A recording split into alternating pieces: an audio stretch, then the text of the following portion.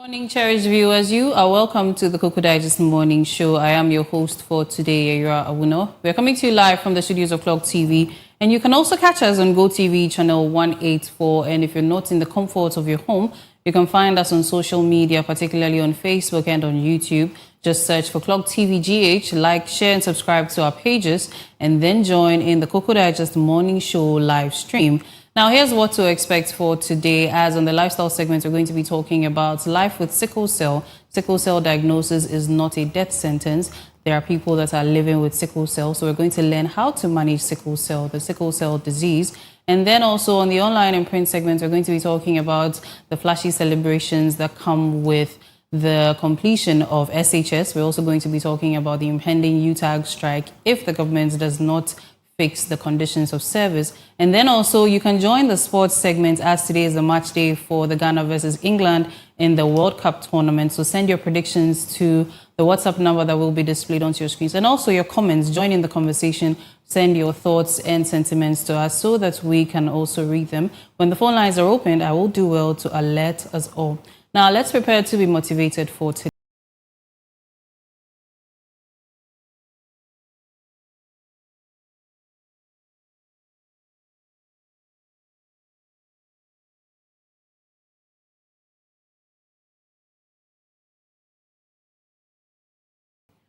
Now, just as we always like to do here, we motivate ourselves and our viewers. And in light of the just past Father's Day celebrations that was on Sunday, today's quote is by Pam Brown, and it is in honor of our dads. And it says, "Dads are the most ordinary men turned by love into heroes, adventurers, storytellers, and singers of song." Now, this is a beautiful quote by Pam Brown, and it captures the transformative power of fatherhood.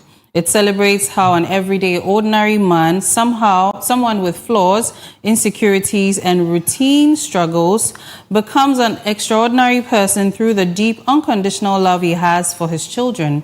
Love turns him into a hero that protects and provides, often quietly without seeking recognition, an adventurer who explores the world through his child's eyes, and a storyteller who passes down wisdom, values, and family history, and even a singer of song who hums lullabies, cheers at games, or shares music that creates lasting memories with his children. This is the quote for today. Let's ponder upon it.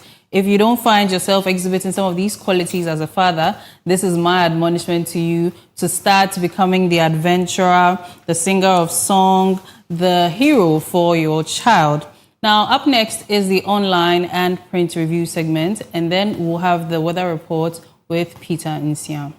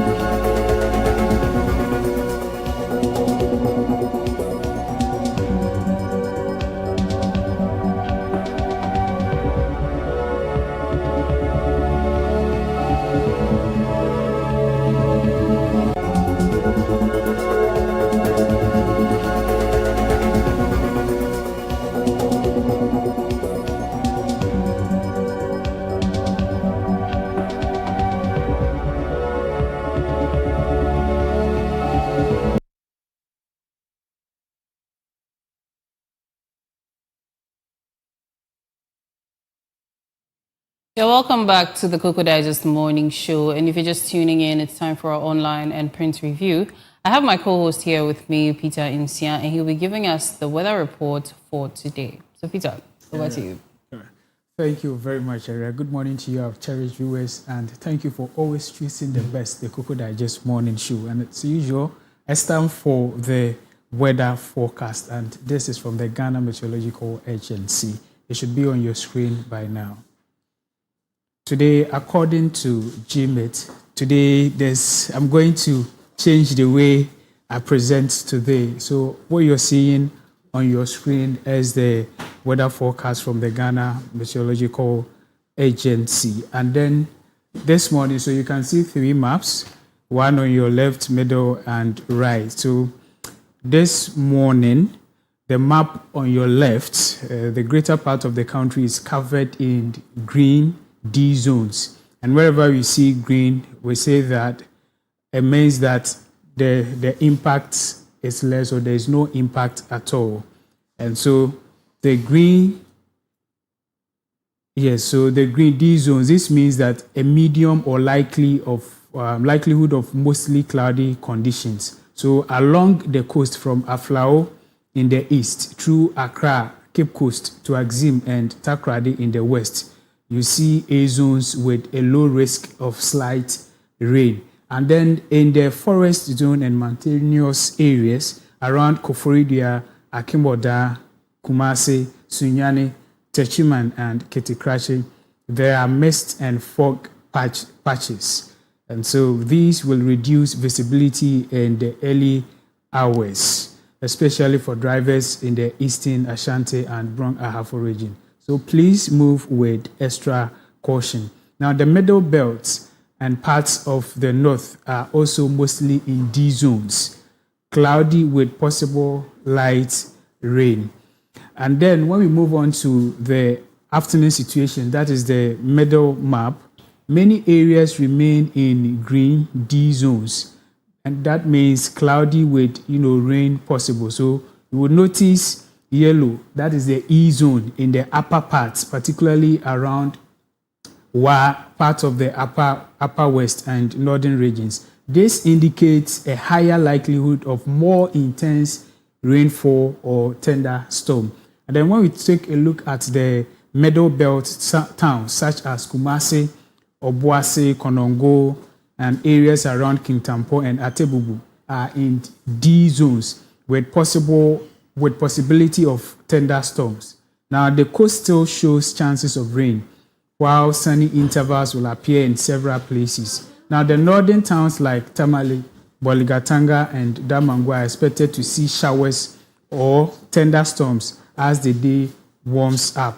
Now, to the last map, that is the evening situation. Now, the pattern is similar to the afternoon. We have D zones dominate across the middle and northern sectors. So coastal areas return mostly to A zones, and that is low risk. But isolated rain remains possible. The risk of localized thunderstorm continues in parts of the middle belt and north.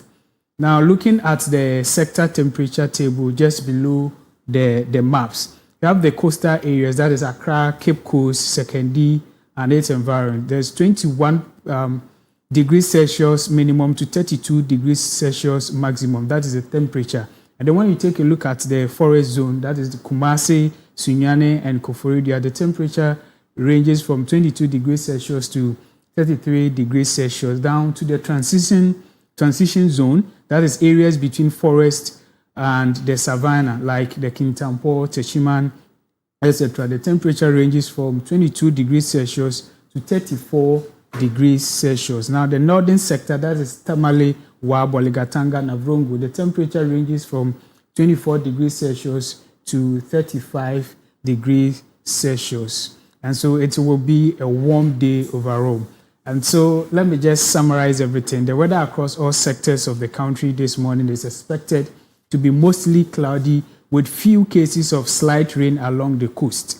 The forest and mountainous areas will experience mist or fog patches conditions, which will reduce visibility in the early hours of the morning, as I earlier on stated. So as the day progresses, sunny intervals will dominate most places with the likelihood of thunderstorm or slight to moderate rain over the coast, middle, transition, and northern sectors from afternoon into the evening hours. And then as we can see the risk levels, you have the green, low risks, yellow, orange, which means be aware or be prepared, especially with thunderstorms are shown. And so please stay hydrated, drive carefully during misty hours, and keep an umbrella or a raincoat handy. And if you are in the middle belt or northern towns this afternoon and evening. Yara, that's all for today. All right, thank you so much. So that was the weather report for today. As we know, the weather tends to lean towards rain every now and then, so it's always wise to keep an umbrella or raincoat handy. And so that's the weather report by Peter Nsia coming from the Ghana Meteorological Agency. And so we go into our word for today, but before we go into the word for today, I have to get, my greetings, my usual up and grateful. So yes, Bevelyn and Peter, good morning. How are you doing? Good morning, everyone. I hope we are well. I mean, the weather... The weather is something. The weather is not treating us fairly. At all. Because I remember Sunday, it rained like it rained the whole day, yes. The whole day. You couldn't go out, you couldn't do anything. So you're just indoors. It's good. I think this is the time for hibernation, for us to just try to be, if we were back in the caveman days, we would have just all been in our caves and hibernating. Exactly. But if not for the consequences of the rains, I would have said I would like the weather. Though it makes it, I would like the weather, but we didn't hear a good story, especially from Kumasi and then Cape Coast over the weekend. It was so sad. I personally have friends who were affected by the flooding that happened. Like their homes were literally like submerged in the water, and it's very serious. Oh, we hope that something is done for them too. Peter, up and grateful, divine selection, another opportunity to right my wrong. And today, I'm super excited because you know what is happening today? Yeah. Today, we are going to lift this flag very high. Today, we are going to colonize our colonial masters. And I've already predicted we are scoring 3. It is going to 3-1. Okay. Today, we are going to show them where the power lies. It's not about names. It's not about tactics. We are ready and we are going. We are the 3 lions. We are more than 3 lions. Today, we are going to make history. I don't know where Peter is drawing his inspirations from, but I'm a little bit scared. I've seen the result from the spiritual realm. And then today, we are winning by hook or crook. You understand? Yesterday, those who watched the Argentina match, you see how spectacular Messi performed and the last minute goal. Today, we are going to see that last minute goal. 3 goals. 3 goals to we 1. Just give one person or? No. 3 goals. Antoine Semenyo is scoring 1. Asante is scoring 1. And Partey is going to make history today. He's scoring 1. But you people, I don't know why all of a sudden you people have decided to not praise the day are you. When are those days? Why? But is the day are you part of it? They've actually moved to Asante, and that is human nature. Oh, honestly. no. I mean, the boys are doing well. It's not necessarily Asante. Currently, it is Caleb Urenchi who is. Yes, Urenchi. Yeah, that guy. Me, I don't watch because I've decided, when fire burns you, you learn your lesson and stay away. Yeah, you're right. So me, I don't watch. I only wait to hear the score. So all these people you are mentioning, I do see them online and all of that, but I cannot speak to the quality of their play. I think the last match that was last week. Yeah. I saw comments about Jordan Ayew's performance, and it didn't seem like it was very good, was it? For Jordan Ayew over the years, I mean, I don't understand why Ghanaians are now complaining. That is the style of play since childhood till now. I mean, but there was a time where they used to talk about Jordan Ayew and praise him, for his tacticals. I mean, so for Ghana, whenever it goes well, I mean, you become a best person. But then when it goes against you, on the field of play, because of the intensity of it and how Ghanaians are actually looking forward for Ghana to score, if you tend to make some mistakes, and most people are talking about football, but they don't even understand football. Maybe Jordan, you will tell you in terms of tactical play and whatever. Maybe that's what the coach actually asked him to see. But then that is just we are looking for goal. Ghanaians, you see, the first he can score a goal. It is a good player. Because let's even trace it down to Asamaja. Hey, Asamaja has suffered in the hands of Ghanaians. As you said, a lot of people may not necessarily understand football. Right. It looks like the larger population of all of us, we just want the goal scored and to advance. So whatever arithmetic you've calculated and how you do your, please just make sure you score our opponents for us so that we go. But when we were coming, I noticed something. Unlike our first match where we saw a whole lot of people wearing the Ghana jersey and all that, I didn't see that. But maybe I might be wrong because it was too early. But if you are now leaving the comfort of your home, please pick your Ghana jersey. My jersey is in the office because producer did not ask us to wear jerseys today. So probably my jersey is in the office. Right after the show, I'm going to put on my Ghana jersey and start prayer. But like Peter said, when I was coming, I came late. So when I was coming, I saw 1 or 2 people wearing the jersey, and I think that's one spirit of Ghanaians I like. Despite the fact that we are disappointed about the fact that we are scared that it's not going to be possible. Please don't take my words for it. So they are still backing. Our spirit is still backing the Black Stars. We are hoping that we are going to, win this very match. Well, this conversation will continue on the sports segment as the big men will come and delve deeper into the hopes and dreams of Ghanaians when it comes to the Black Stars. But now we are here to take the word for the day and then discuss some of the trending issues. So the word for today is paragon. The word for today is paragon. Now, paragon is a person or a thing that is regarded as a perfect example of a particular quality. So it could be quality, it could be virtue, it could be excellence. So a person or a thing that is considered a perfect example of a particular quality, virtue, or excellence. Now, the words that are similar in meaning to the word paragon, we have ideal, we have model, we have exemplar, we have epitome, we have standard, we have benchmark, we have archetype, quintessence, personification, and embodiment.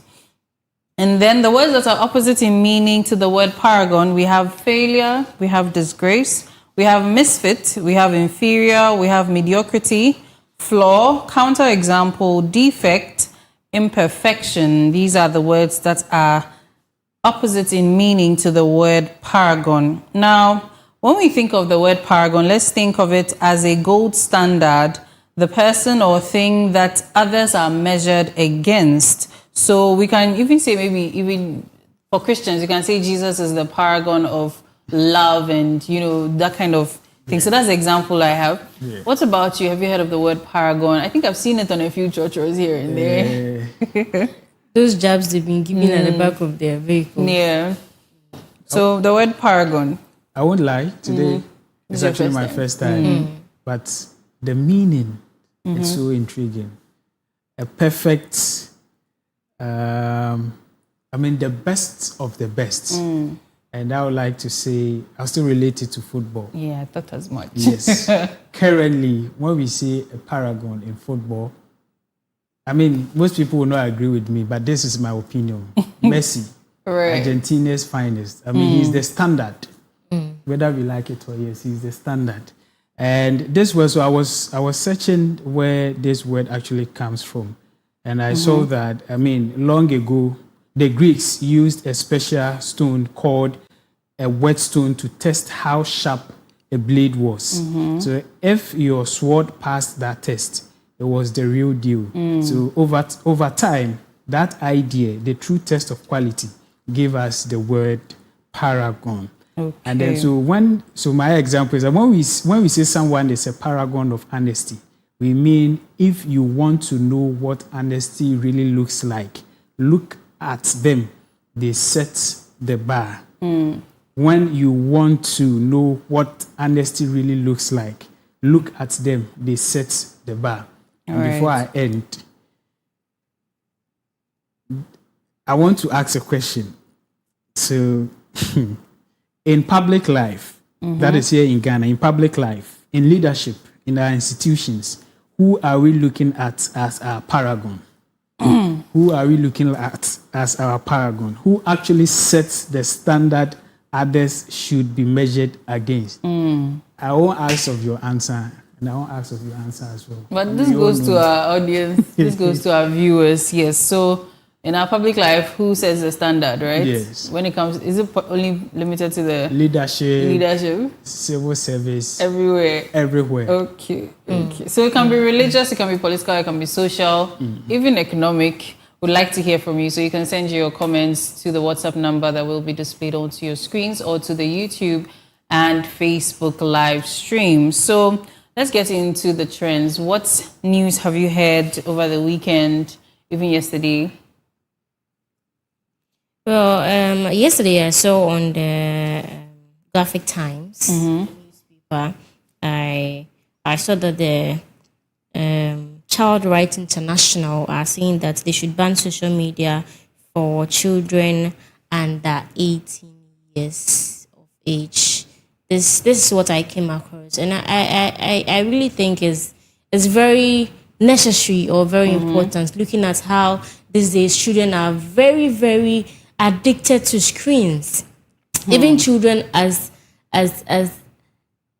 small as 3 years, 2 years, 1 year old has been put in a corner and then,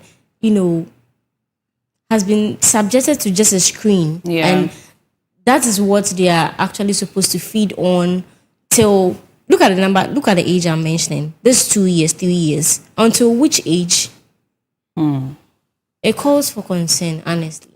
Yes. And I think that has been the call from most people. And as last time when we were having the discussion, I made mention of the fact that even the minority leader in parliament actually made that call some time ago, that it's high time we regulate the social media platforms.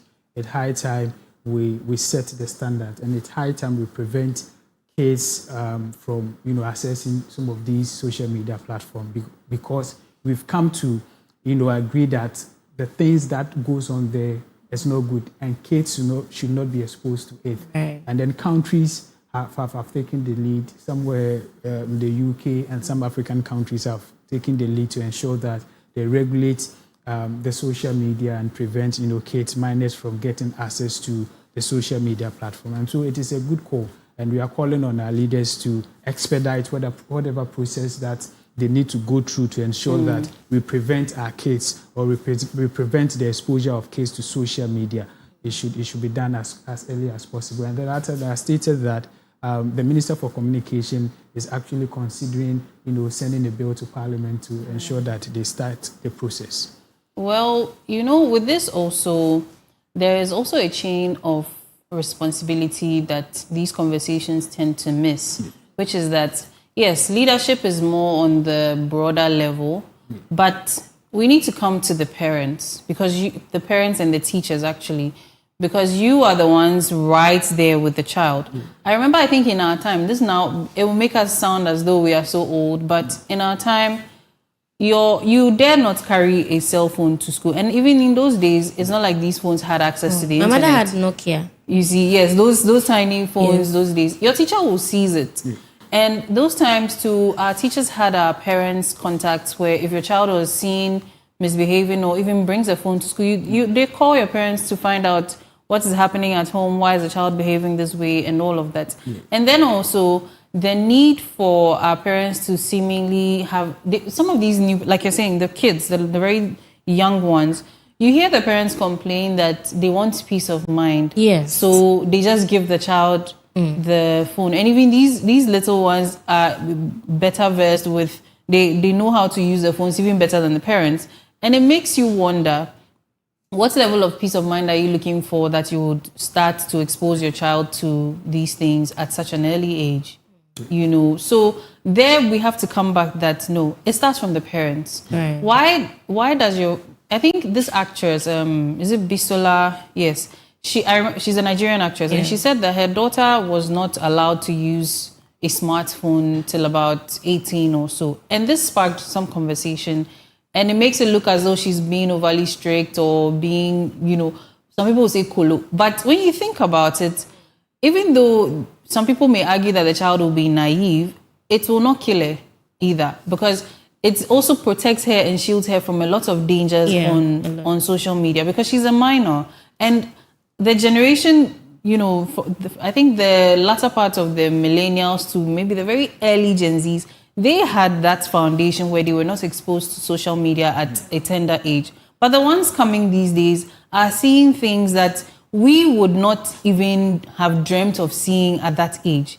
And it is very scary, because you hear parents saying that, I think some of them even use these smartphones and gadgets as incentives for the children to study. So you'd see somebody in SHS or JHS and the person is using a smartphone that is more than somebody else's salary just because they passed their academics and all of that. And it is worrying. So I think that it's very important, and I'm super excited that these days it has become some of the topics that we talk about across the country, from media houses to churches and what have you. And I think education is the topmost priority here. We should educate the parents. The parents know. I mean, some of them do not know the extent to which social media is now becoming harmful to their kids, like you rightly stated. Most parents know that, this is a mobile phone. They do research on it, maybe for calling and other stuff. They don't know. Apart from that, most parents do not know what actually the kids can use the phones for. Exactly. So I think that as we are preaching about it, as we are talking about it, we should educate the parents more on that. And once we're able to educate the parents and they are taking control and guiding their kids, that is where we need the authorities to come in, government to come in to regulate the platforms. And so if the platform is not regulated and we have parents ensuring that their kids do not visit these sites or do not get the luxury to pick their mobile phones and do anything at all they want and post on social media just because they want more followers, they want more reactions. It's going and then you see, due to the emergence of the internet, we are more connected than ever. We are more connected than ever in the sense that a little tweet or a little just post can attract a whole number of people. Exactly. You are attracting cyber bullies. You are attracting a whole lot of people that can even harm you. We now live in a community where people can leave the comfort of their homes and meet people they met online. They don't know them from anywhere. Yeah. And it's cause for concern, honestly, if you ask me. And I think that government should actually act fast. I'll say act fast because it is causing harm. It's already causing harm to some of our people. And like Yara rightly said, the parents should watch their kids. You shouldn't just give your phone to your child just because you want them to be okay and not disturb you. I mean, there are so many occasions where I walk to a salon with their kids, and then the kids are actually on their phones the whole of the time. 3 years, I'm talking about 3 years, 2 years, 4 years on their phone the whole day. And they say that the child will cry, so but these are the same people who grew up playing, who grew up with so many developmental aiding toys that even if you're not holding the phone, maybe if it's a Rubik's, something to just grab this child's attention. And these toys are there. There are so many advanced toys coming up. And for the convenience of it, you just leave your phone to your child. And then they grow up addicted to screens. Now they get to the preteen, teenager ages, and now you want to take that away from them. Now, let me bust your bubble. No, according to the research by Child Rights International, children spend like more than 7 hours online daily. That is the statistics they are saying. Child Rights International. Children spend more than 7 hours. Wow. That means even at dawn, midnight, sometimes when their parents are asleep, they're on their phones. Wow. Well, this goes to all of us, as parents and upcoming parents, that we may need to look for better alternatives, yes, rather than our convenience. And still on the children conversation, the Ministry of Education has suspended the SHS graduation ceremonies and bans excessive school celebrations. And so we have a video on this. Let's take a look and then we come back to discuss. We'll also be speaking with Mr. Kwesini Mo Jr. He's a program officer of the Africa Edu Watch as well. So we'll be finding out what, this ban is all about and why the need. So let's take a look. We'll be back. A committee will be formed to review all celebrations on school premises, including speech and prize-giving days, and come out with guidelines to ensure standardization. This will help address challenges associated with some of these celebrations. The rationale for this directive is to tell parents, guardians, and all Ghanaians, for that matter, that excessive show of wealth is not the kind of value GES want to project and prioritize among students. We haven't actually had a report involving private schools. But if we investigate and we see that it's widespread, we'll make sure that it doesn't become part of our school culture here at all. So we'll look into what the private schools are doing. Right. So this is, I think, it's coming on the back of the trending videos that came up, where you would see parents bringing money bouquets to their children, gifting them cars on the school premises for completing SHS, and I found it strange actually, because can't you do this at home? Why come and display all of this in front of other students and make a whole fuss? So that's what. And, I was thinking about it, and I was also thinking, what if these parents also just want to trend? These things may not be as they seem, that it's not necessarily that they are truly giving this child a car, but rather they just want to create those things where someone will take a video and they'll trend. Because now, with the emergence of social media, everybody wants a viral moment. What do you also think? Exactly my point. I mean, when I saw those things, I was shocked though. And I would like to say that congratulations and a very big thank you to the Ministry of Education and Ghana Education Service for stepping in, because it was becoming too much. And it has a whole lot of, effects on the remaining kids. And this is not just about, the Ghana Education Service and then its schools. It's actually brings out the inequality levels. Let's say in terms of the economy, most people, some people are wealthy, others are not. And so for our schools to start this thing, it's very sad. And I think that is very good, a very good call from the ministry and the Ghana Education Service. Like you rightly stated, it is not just for, it's just, they are just chasing clouds. They just want to trend. Then again, the effect of social media. And I agree with the section of people who says that, look, you could have done this at home.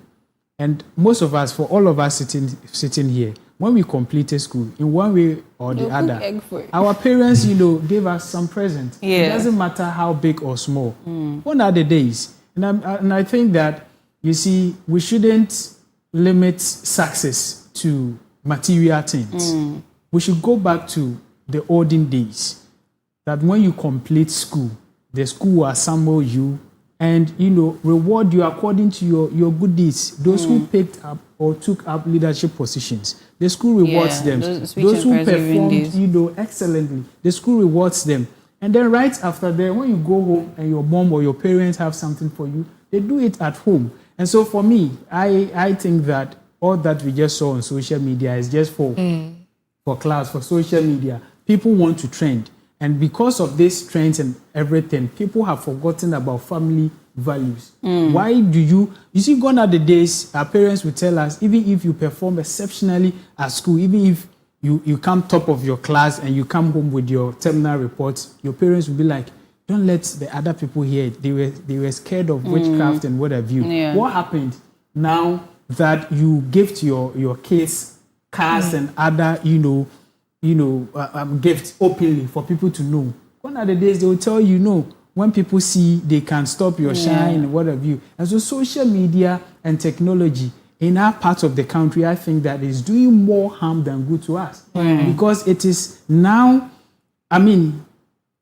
telling parents how to go about, parenting. Yeah. If not for that. And I can tell you on a fact, like I can tell you that when you go to the homes of these kids that we saw on social media, giving them cars and what have you, I can tell you that you wouldn't find those cars there. It's just for the trend. Maybe it's We shouldn't tolerate this. And this put pressure on the kids who are from, humble backgrounds. I'm going to tackle the psychological, issues it's going to have on the kids, because let's even take a normal visiting on school campus. I was a boarder, so I can talk from that point of view. There are times when you don't even get your parents coming to visit you. The semester or the term has like about up to 4 or 5 months before they even come home. There are some of them that even when they go to school with their backpack, with their chobos.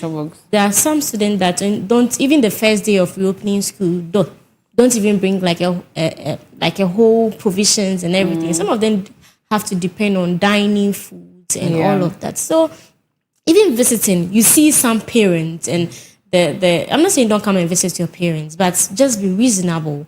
You don't want to put the students or the children in a way that they will be like, oh, my parents don't love me anymore. They don't provide for me. But probably you might not know what is happening behind doors, what is going on in their families and everything. Right. So I think it's a good step that the Ghana Education Service has come into this matter, and I'm happy about everything that is going on. At least let them ban it, because cannot appear in school, at least not on the school premises. You can take them to your house. What happened to, like Peter was saying, if it's busy, they'll cook egg for you, they'll pour some powder on you, and then you are going kunim.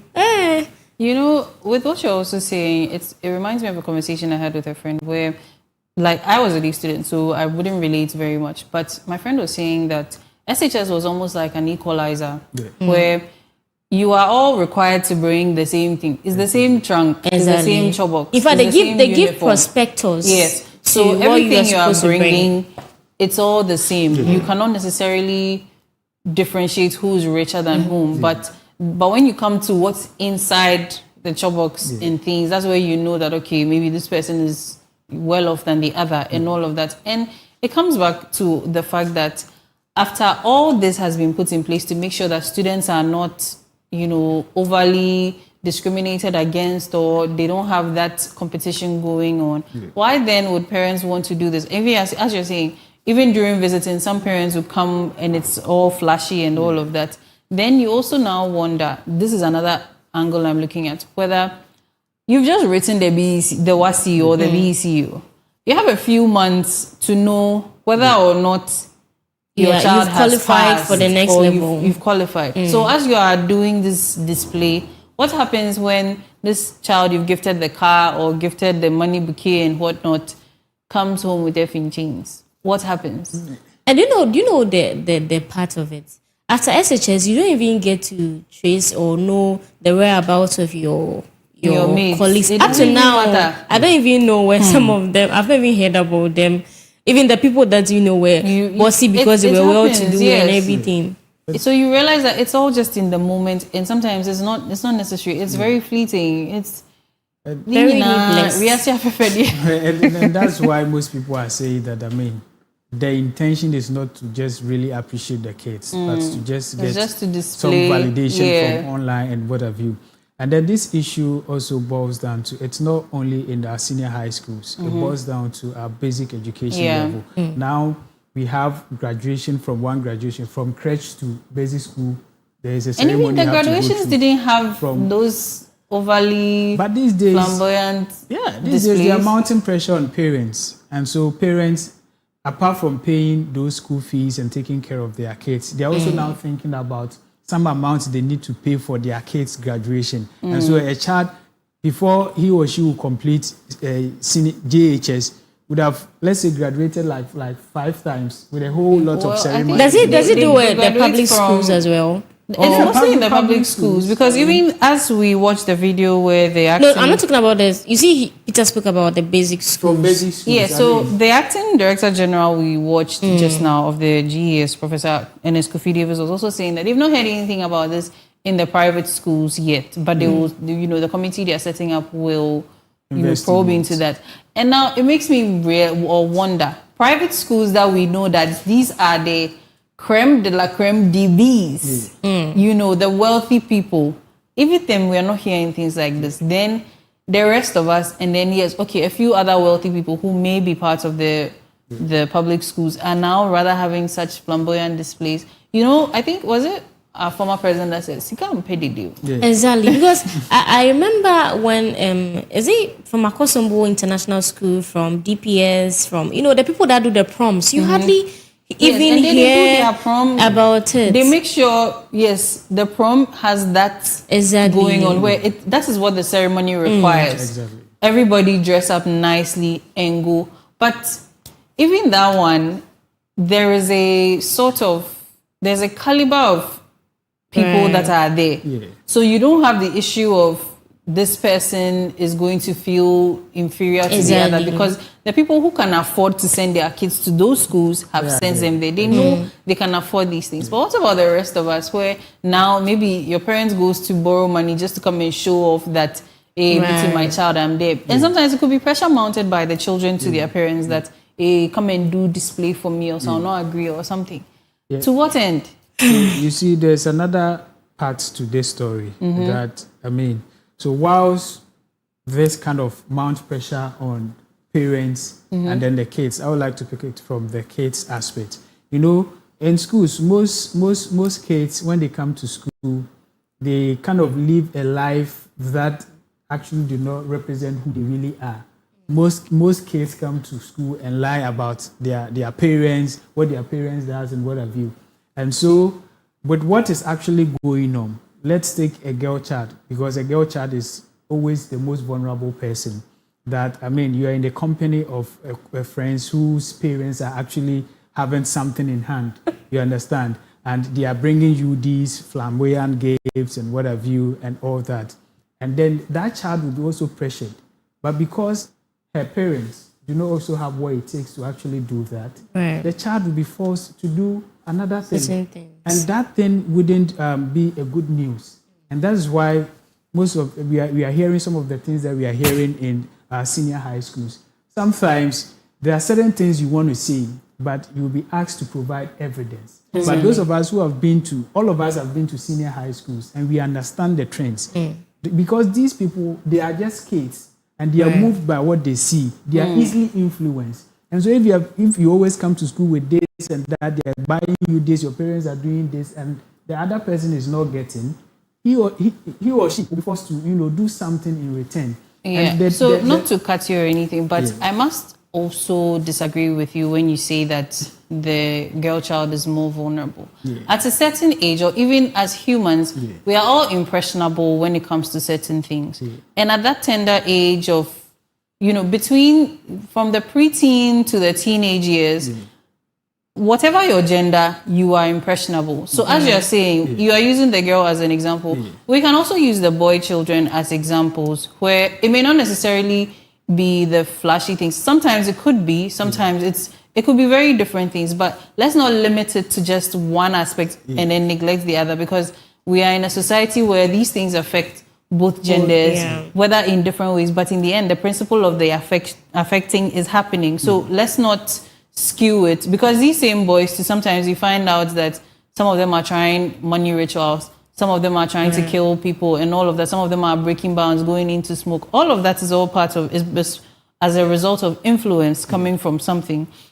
Because I'm sure you have male friends, or back in the day, where the richer guys whose parents allow them to do anything, the reinformer, as we like to call it, is also following them, and then also ends up indulging in certain things, and does not have the cushion of their parents to take them into rehab or get medical assistance. Is that not it? It is. So let's not limit it, right? So I would compare this to the situation of the prisons, in the sense that you are there with all manner of people. You know, we are all coming from different homes. Yeah. And so you go to SHS, you meet different people, like Yeah. a whole number.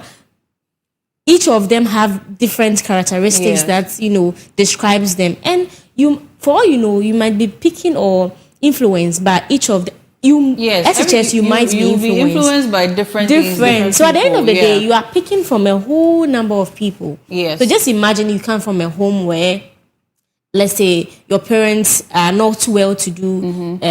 Even at home, you were being influenced, and now you are in a space where your parents are not there to lead you, guide you, do this, don't go anywhere, don't go to the dining hall when it's late in the night, don't do this. Even some of the teachers don't even have that kind of So I think upper hand over the students, what you're because some of them are saying- really stubborn. I think what you're even saying now comes back again to the parents. Exactly. That they need to instill values in their children, because That's the whole thing. I don't know. I don't know that many parents that have teenage children. I know parents who have toddlers though. But if we even look at our own settings, where our parents will tell us that the fact that somebody has 15 shoes and you have 4 does not change the fact that you have shoes to wear. Be grateful. Exactly. These are virtues that somebody has an overflow. You have sufficient. You have adequate. It's okay. These things, I don't know if parents are still instilling them in their children, because even when you come home, sometimes you come home and then you just want a new Barbie bag that has come is trending because your friends have it. Your parents should be able to let you know that you are still you, with or without this bag. Exactly. Nothing, you are not inadequate just because you didn't get the bag and your friends have it. Your friends will laugh at you 1 or 2 days. After a while, they stop.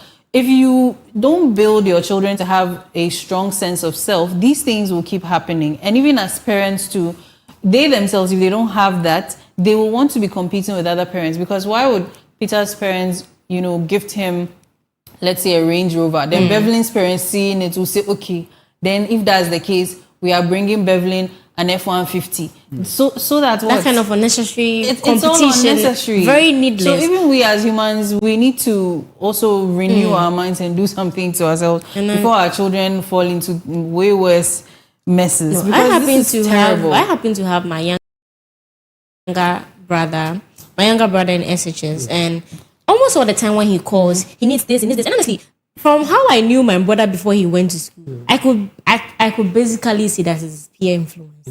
And he's a teenager, and teenagers are mostly like influenced by their friends based on what they see on campus and everything. So I think it has to start from the home, the parenting, how it goes. Maybe we have to go back to the good olden days. Honestly. I like the fact that we made mention of parents. But there's one thing when it comes to child discipline, especially what is happening in our senior high schools, is that, and you admitted that, you see, when you take your child to school, the child will not come back the same way he or she went. Yeah. You understand? Never. Because of the influence. And so a parent cannot boldly say that, I know my child. Like you rightly stated. They've gone to mingle with different people. They've learned a whole lot. And this is where, and so when I see people blaming, parents that much, I tend to say, oh, at least you have to consider the parents. And so when it comes to, child discipline, teachers play a role and parents play a role, like you rightly stated. The parents' role is from, the values that they instill into the child. And once they go to campus, the responsibility now lies with the teachers to ensure that they don't deviate from the values that they were taught right from home. But here lies the case that teachers are not able to stretch their hands to reach every student. And these kids are left in their dormitories and they learn one or two things from the others. We are all examples. If a child will start drinking, if a child will start smoke, if a child will start a whole lot of social vices, the person learned it from senior high school. Exactly. You understand? And so, going forward, we should empower the teachers. If it is discipline, we should ensure that we empower the teachers so much that they're able to discipline the kids in as much as their parents will discipline them in school. And then in terms of instilling the morals in this, the child will decide as to whether to think about the parents or not. And so, but Peter, with what you're saying too, I'm hoping that you're not saying that instilling values is a one-time thing. If the child goes to school and comes back home, sometimes I think we even hear it in Fima, we need call about home. Right. So your child has definitely gone to pick up things from school. You have been there. So if your child comes back, vacations, spend time with this child. And I think even one of the, we're learning about media and things, one of the ways to get people to remember something is the repetition of these things. Because out of There's a sight means out of mind. There's a term for it, but I don't particularly remember. But if you have certain values you've instilled in this child, that as you are going to school, say, make good friends. When you come back home, find out what's going on, what have they learned, and then instill that again in these children. Because as you're saying, these teachers cannot do everything. But when you get home, it's you and your child. You have to still try and make sure that whatever doings that have been undone in the school, you won't do it again. Honestly, so I'd like to share an experience. I happen to be a boarder, and you see, like I said, when you go to school, definitely you have influence because you have friends, a whole number of people, and you realize that you go home and the kind of demeanor, the kind of flow, how you were with your friends won't be the same as how you are with your parents, because almost all the time you want to be around your friends because you're able to, be yourself, and you're like-minded. You get like, I mean, you think how I think. So I think the parents should do more, to get closer to their children. Let's even take tertiary for instance. You only see parents on graduation day. There's nothing like visiting. Hardly would you see a parents go to visit their wards in university. Hardly. Like, you don't even know where they sleep, where they've been given to in their hostels, where to sleep. And it's very bad, honestly. Because children growing up, even from the basic socialization we learned in school, we have the schools, you have the churches, the community, the universities, anywhere, they pick things. Wherever they go, they pick things as they grow. And that is what will make them who they are. So in the schools, the teachers too should be up and doing, because we have been entrusted, parents have entrusted their kids in your care to look after them. And then mind you, that the teachers in secondary schools also have their own their own families. Children, They have their own. They cannot look at the number of students in SHS. That's why I actually used to love the teachers who would use maybe half a period to talk to us about, like, as much as we don't get to learn. But there are some of some these teachers like that. It made them more approachable to go and talk to about certain problems and things. And maybe these are the things we should encourage. But as much as this conversation is, very enjoyable and interesting, we have to end here, as the lifestyle segment is up next. And we're going to be learning about how to live with the sickle cell diagnosis. So please do stay tuned.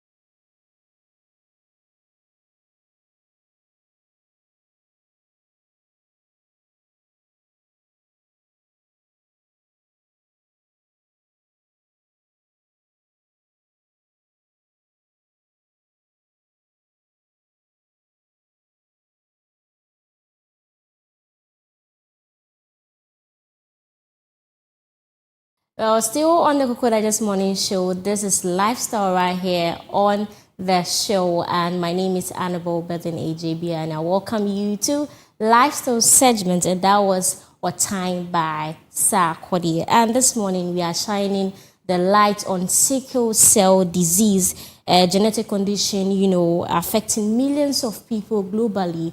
We have come to, a stage where you walk into the hospital, you want to check your genotype, and the first question they ask you is that, are you getting married? And they just tell you, congratulations. This is where we have gotten to in life. And I'm sure you might be interested in this very conversation we are having this morning. So don't go anywhere. Make sure you are staying tuned. And we will explore both the clinical science and the lived reality of this show. Joining us here this morning is Dr. Ekuya Cheneboa-Kodia, who is a medical doctor.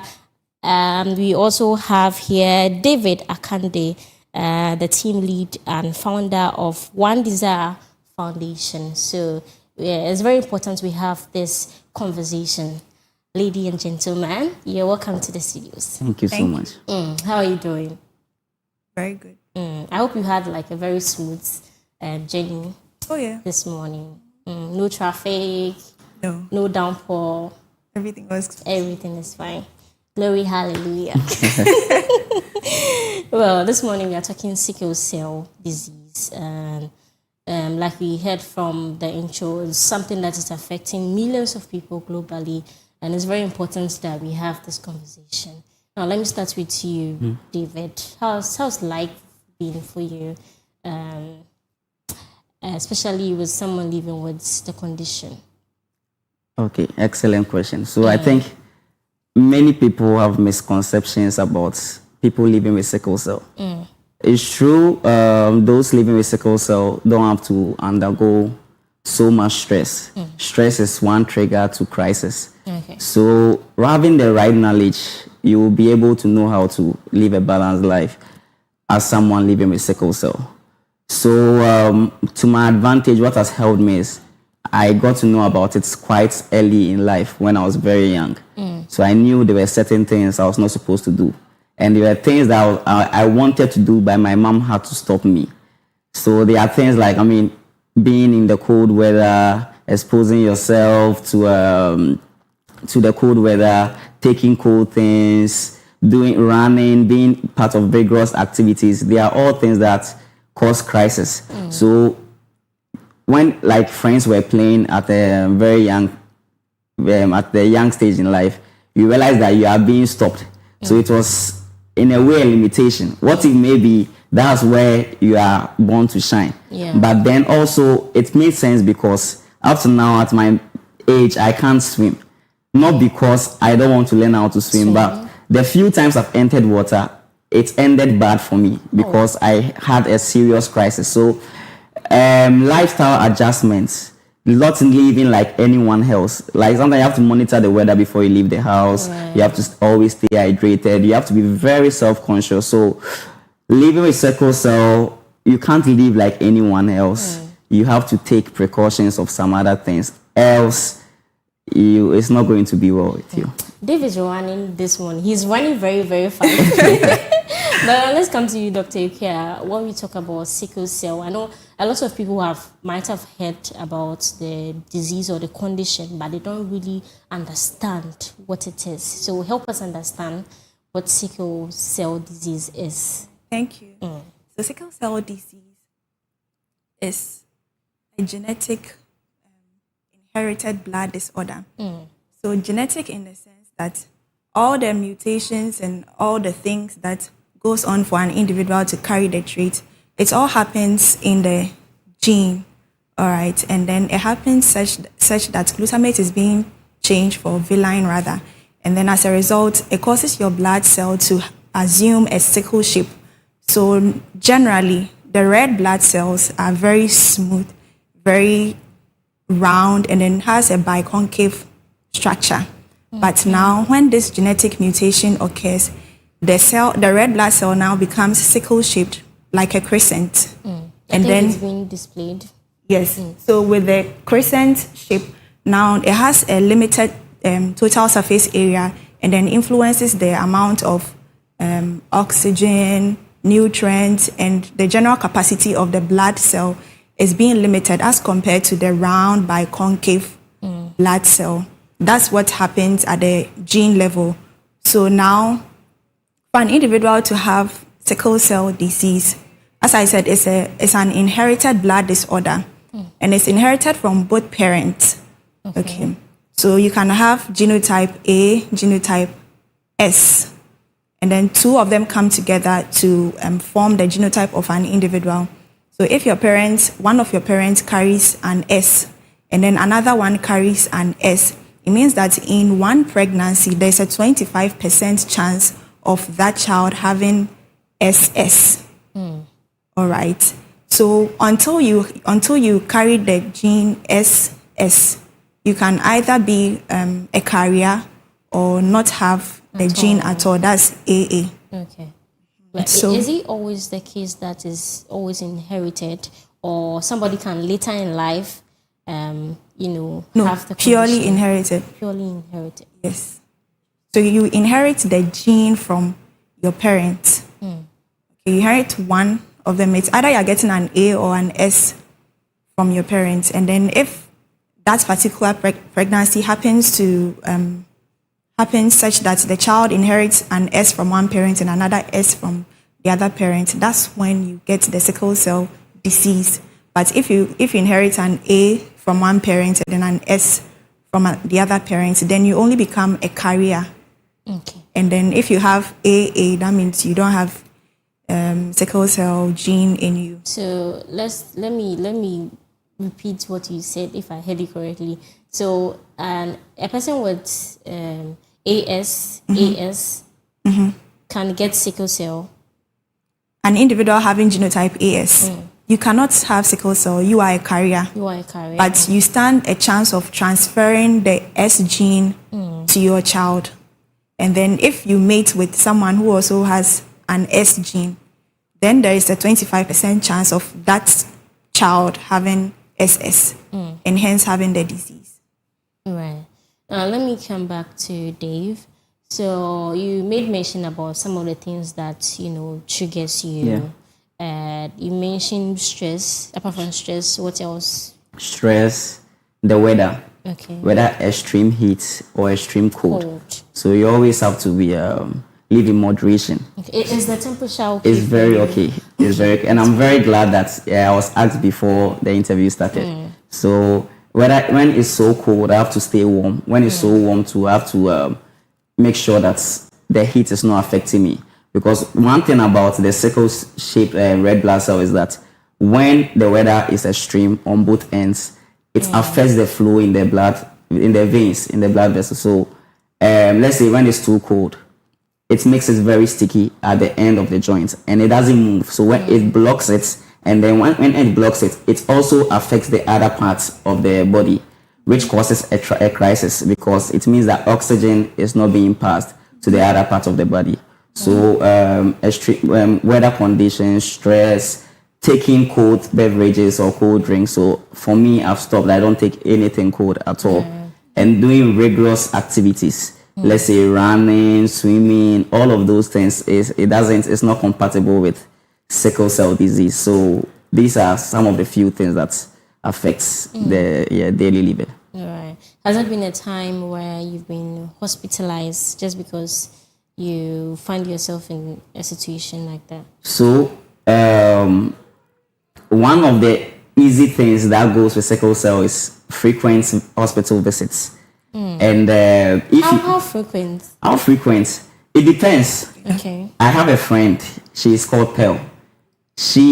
I think every 2 weeks she'll be hospitalized. She'll be admitted and then discharged later. There are some whose own are very terrible, and some of us too, by the grace of God, it's not as bad as it is. Sometimes a whole year I just get hospitalized once. Okay. Yes. Is it because you actually adhere to what you're supposed to do and what you're not supposed to do? Could that be a reason? It's part.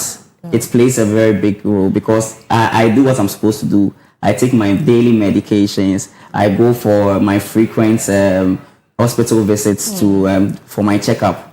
I do all I'm supposed to do. So sometimes one of the things that causes crisis can also be infections. Okay. So infection, you will not know. It can be airborne. It can be urinary tract infection. You are going to pee at a public place and you catch an infection somewhere. It can also trigger a crisis. So you will not know what will cause you to fall sick. But if you do most of the things you are being told by the doctors, you are highly not to be hospitalized at all. All right. Now, I saw Dr. Kia shaking her head when you were talking about your friend, having a very massive, situations like that. Are there types when it comes to sickle cell? Are there types? Are there intense ones and very, mild? Or is sometimes activities that triggers it, as Dave was talking about? Okay. So for sickle cell disease, I mentioned earlier that unless you carry genotype SS, you cannot have, you would not have the disease. There's also another genotype SC. SC? C, S and C. I think that one is very rare, or it's common. It's common, but what happens is they have less frequent crisis. That's why you might think it's rare. They have it, but they don't have crisis as often. So sometimes they can go a long time without crisis, and they might not even know that they have sickle cell until sometimes in their teenage years or in their 20s. That's when they will fall sick badly. They'll go to the hospital, and then the genotype screening will be done, and that's when they will know that, they actually have sickle cell disease. And then, so as I'm trying to say that the SC, those who have SC genotype have less frequent crisis, or maybe less frequent crisis. But sometimes when they have crisis, it's very bad. Yes, the SC genotype. And then for SS2, as David said, if you adhere to all the precautions and then you take good care of yourself, you will have lesser crisis, right? But sometimes too, you can just do everything correctly, and there'll be a stressor that you might not be aware of. For instance, if you develop a UTI, you have no control over it, and then it will serve as a focus or a stress to ignite a crisis. Right. But the SC, how does it come about? Because you explained that AS, SS, but the SC, how do you get this? So the SC also is inherited the same way as the SS is inherited. Okay. People also carry the genotype C. I didn't mention it earlier, but there is A, there is S, there is C, and there are others. But the main ones that we talk about are the S and then C. So if you happen to have a parent who has genotype A, S, and then another parent that has A, C, and then in one particular pregnancy, the child inherits an S from one parent and then a C from the other parent, then the child has genotype SC and also has sickle cell disease. Right. Dr. Kia, how important is it for us? I always use Africans because it's not all of us that are interested when it comes to health related. Somebody wants to, let me say, dying, excuse me for using that word, before they find themselves in the hospital. How important is it for us to, regularly go for checkups, regularly visit the hospital in general? It's very, very important for us to know about sickle cell disease and then know the actions to take, because in Ghana, in about 50 births, 2 babies would have sickle cell disease. That's to highlight how prevalent the disease is in our setting and in our race. As a matter of fact, sickle cell disease is prevalent in the Black and African race. In other races, it's not as prevalent. So we being Africans, we being Ghanaians, and also we having the opportunity and the advantage of knowledge that the disease is prevalent in our race, it's of the utmost importance that we get ourselves educated and also get the necessary information that we need to know about the disease, how to prevent it, and then to have comprehensive care for sickle cell disease. Right. Let me come back to Dave. I have a question, but you made mention that it's very prevalent when it comes to Africans. Yes. Why is that? Is it about the geographical location, our environment, our climate? Is it like it's genetic? it's genetic, but I don't think we have been able to identify the reason why it's prevalent in the black race. Right. But how long does it take when it comes to diagnosing people with sickle cell? Or right from birth, they are supposed to know that, yes, this is what you have. Just like some other diseases. The other time we were talking about endometriosis and all of that, it takes a longer time for it to be diagnosed. Is there a time or a case or a situation whereby you wouldn't know that this is the case, and later on in life you realize that, oh, probably because the person is a sickle cell disease, that's what happens? So thanks to technology, Right. now sickle cell disease can be diagnosed right at birth. So there's a newborn screening. Right. But unfortunately, there's limited access to it in some parts of Ghana, which is unfortunate. So right at birth, it can be detected. But what happens is most people do not get that opportunity to be screened at birth. So they grow with it, and then it's up to infancy or about age 2, 3. That's when they start to show signs or symptoms. They start to have dactylitis. And then dactylitis is inflammation of the fingers. And then the parents do not know what actually is the cause of that symptom in their child. They get worried, find other means to solve it until they go to the hospital, and then it's properly diagnosed as sickle cell. The reason why this is so is because when children are born, there is hemoglobin F in them. F means fetal hemoglobin. Okay. So what do you mean by fetal? So a fetus is, when a father and a mother meet. Okay. Fetus. Now the zygote is formed. It becomes an embryo and then develops into a fetus. Right. So when the fetus is expelled out, that's when we say a baby is born. Right. So inside the mother's womb is a fetus, and when it comes out, it's a baby. So inside the mother's womb, the baby has a lot of hemoglobin F, the fetal hemoglobin in them. And then the fetal hemoglobin is not affected by the S and the C and the A genotypes that we talk about. So the fetal hemoglobin will stay in the baby's blood system for some time. So until the hemoglobin F wears away, the child will not have any symptoms that will that can tell that they have sickle cell disease because of the hemoglobin F that is masking the S and the C that the child may carry.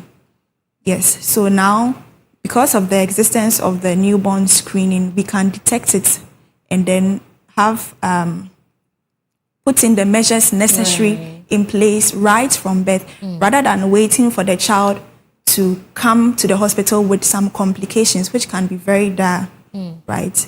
So there's a newborn screening, and then there's also the genotype screening for people. As you said, you mentioned earlier at the beginning that when you go to the hospital and you say you want to check your genotype, the next thing they say is congratulations, yes. Are you getting married? It shouldn't be so. That's unfortunate. It shouldn't be so. It's best that every individual knows their genotype right from when they are aware that they are an individual. So from childhood, it should be part of you. You should know your genotype. It shouldn't be something that you have to wait till you are getting married before you check. What of those who also have children out of wedlock? Does it mean they are going to have a child without knowing that their child stands a chance of getting sickle cell disease? So there's a recent case that came to the hospital. Okay. It was of a mother that had, I think, 4 children, and then one of them was diagnosed of sickle cell.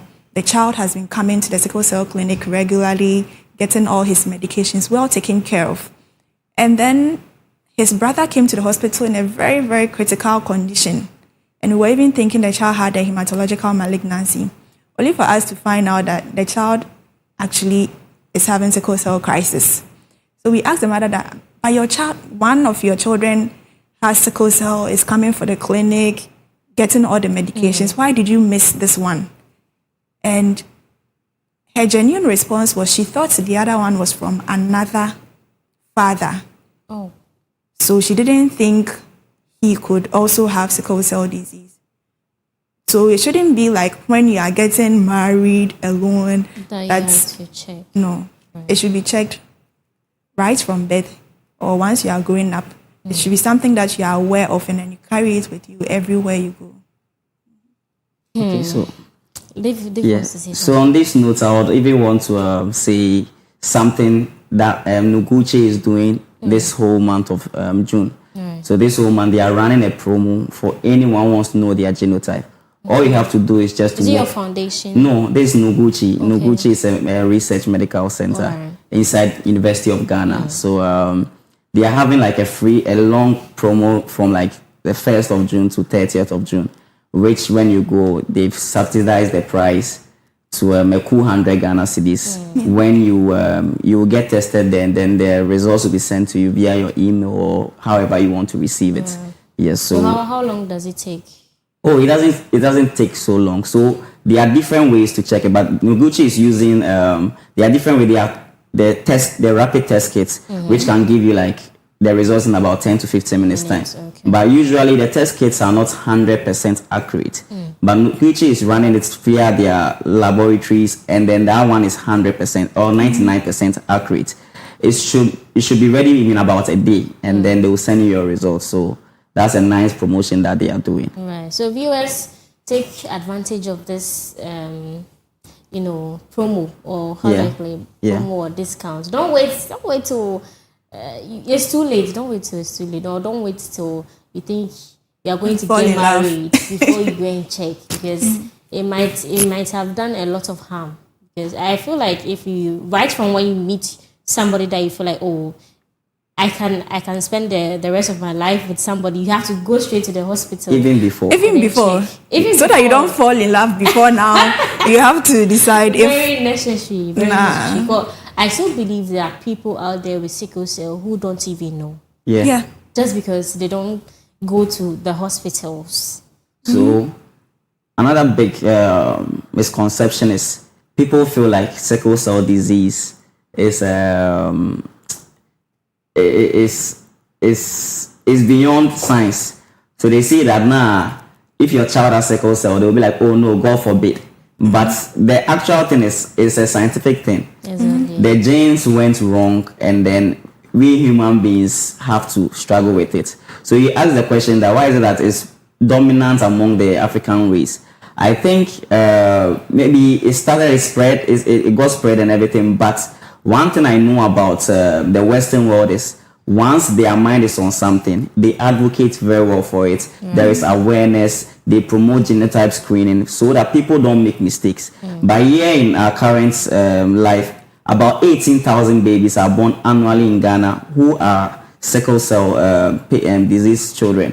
So one of the things that we have to do is everyone should get to know their genotype. And once they get to know their genotype, we'll make sure not to make some mistakes. Maybe that 18,000 can even reduce to about 10,000, which is getting somewhere. And as time goes on, if the message is being spread across, people know about it. Last Friday was 19 June. That's World Sickle Cell Day. We partnered with ISCC, that's International Sickle Cell Center. That's one of the biggest sickle cell NGOs in Ghana. And they had 3 panel discussions. One of the panel discussions had religious leaders from different backgrounds. One was a chief imam representative.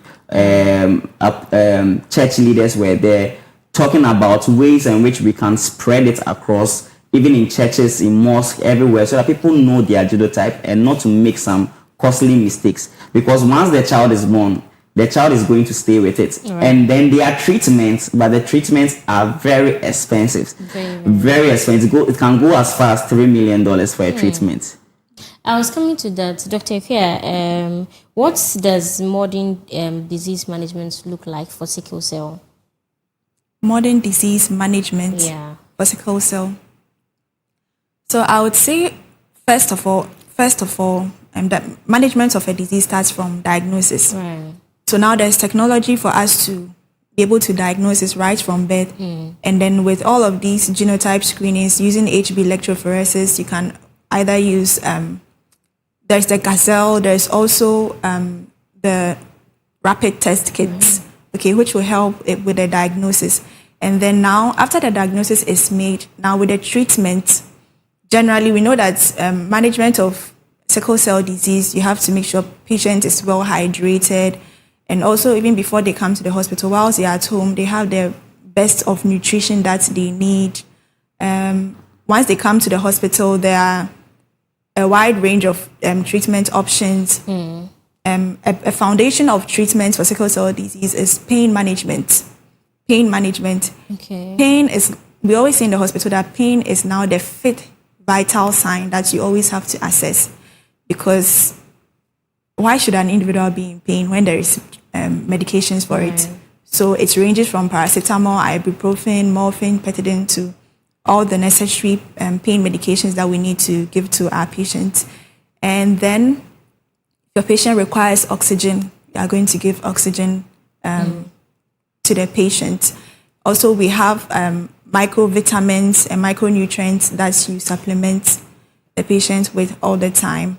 And depending on the complication that the patient has, it will also direct to the kind of treatment you have to give. And then now, in modern day, there is stem cell transplant, bone marrow stem cell transplant, which has shown significant results in the management of sickle cell disease. I saw recently, I think you sent me a post on Instagram that it had been performed for someone in Nigeria also.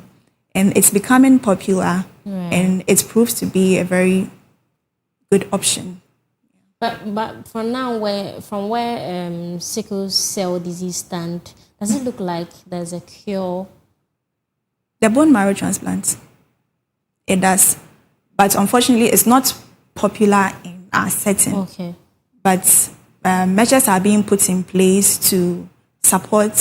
It's expensive, very, very expensive. That's why you don't see people doing it anyhow. But it has proven to give very accurate and then great response we rates. Thank God for technology, and then we hope that hopefully, due to globalization, it will reach our end.